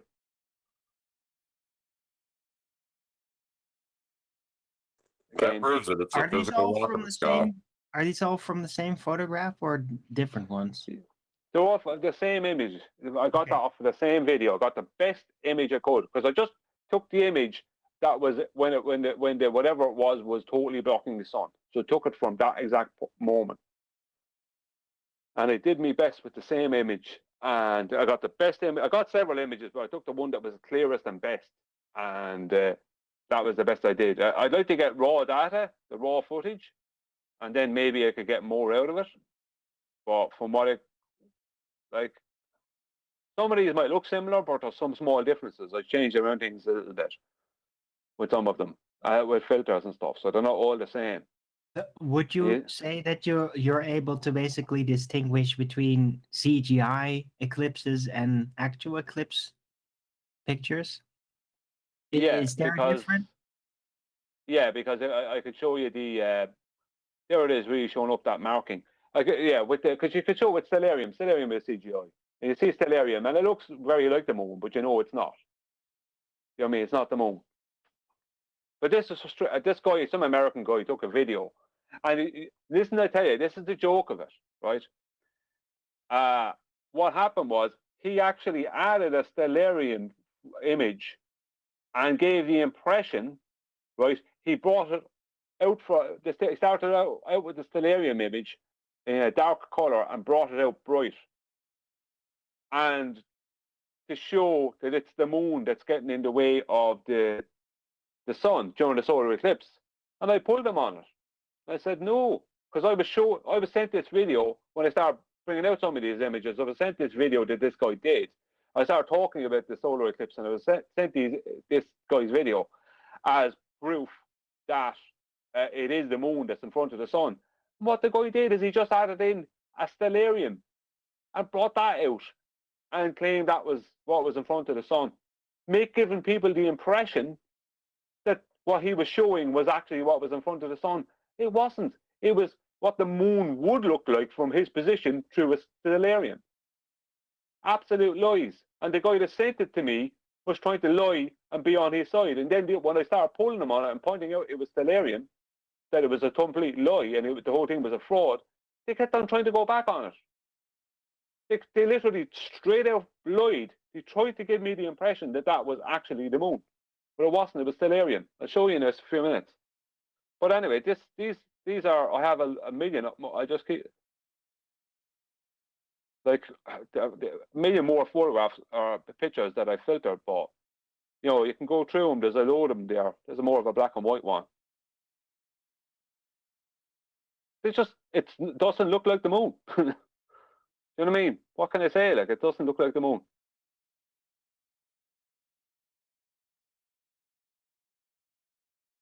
No. Now, what I'm going to do is I'm going to unshare my screen. I'm going to share. One moment now. I'm going to share what was sent to me as supposedly that was supposed to be the sun, or what was supposed to be the actual moon blocking the sun. And I showed how it wasn't. They were literally lying, trying to straight out lie. That's what they were trying to do. Straight out lie to give the impression that it was the moon when it wasn't. When they hadn't any evidence of it. Where is it? Yeah. I've seen videos out there or pictures where, yeah, basically people said like, "Oh, look, I upped the contrast, and look, you can see the moon right there," and that was obviously bullshit. Yeah, like this. This is exactly it. This is what the guy did. He used this, and it was all dark, and he just took in some filters and brightened it up and said, "See, it's the moon that's in front of the sun," when that was purely a Stellarium makeup, a mock-up from Stellarium. All he did was he filtered it. I could do some, where is it? Adjust color, right? I'll adjust, right? Different levels. All he did was this, basically. This is what he did. He said, "Look, there you go, the moon." And that doesn't look like an eclipse at all. Yeah, it's way too sharp an outline. But what he did is he done this little edit where the real video showed something like this. The real video showed an image like this, where you see a black disc, and he just done this quick little flick over edit within his video, and he said, "Look," and he's just going to enhance it. He was using Sony something or one of the video editing, and he said, "See the moon." So that's fraud. Aside for the absolute fraudulent. And then when I called them out on it, they all started saying, "Sure, it's obviously Stellarium." They were all trying to say that your man wasn't trying to say it was Stellarium, and I have literal comments from a man and the fella that sent me, and other people, and the guy who sent me the video, trying to state it was the moon, and then they all tried to say they weren't. I have screenshots of what they said. Total fraud. Right. with that, I'm going to say another huge, massive, enormous thank you to both Discord and Gilded and G Plus panels for making today's after show possible. And of course, a massive thank you to all of you in either Nathan Oakley 1980 or Nathan Oakley Premiering streams for hopefully smashing the super chat, liking, commenting, sharing, subscribing, joining as a Nathan Oakley 1980 channel member, and all that good stuff. I've been Nathan Oakley, and I will see you all in the next video.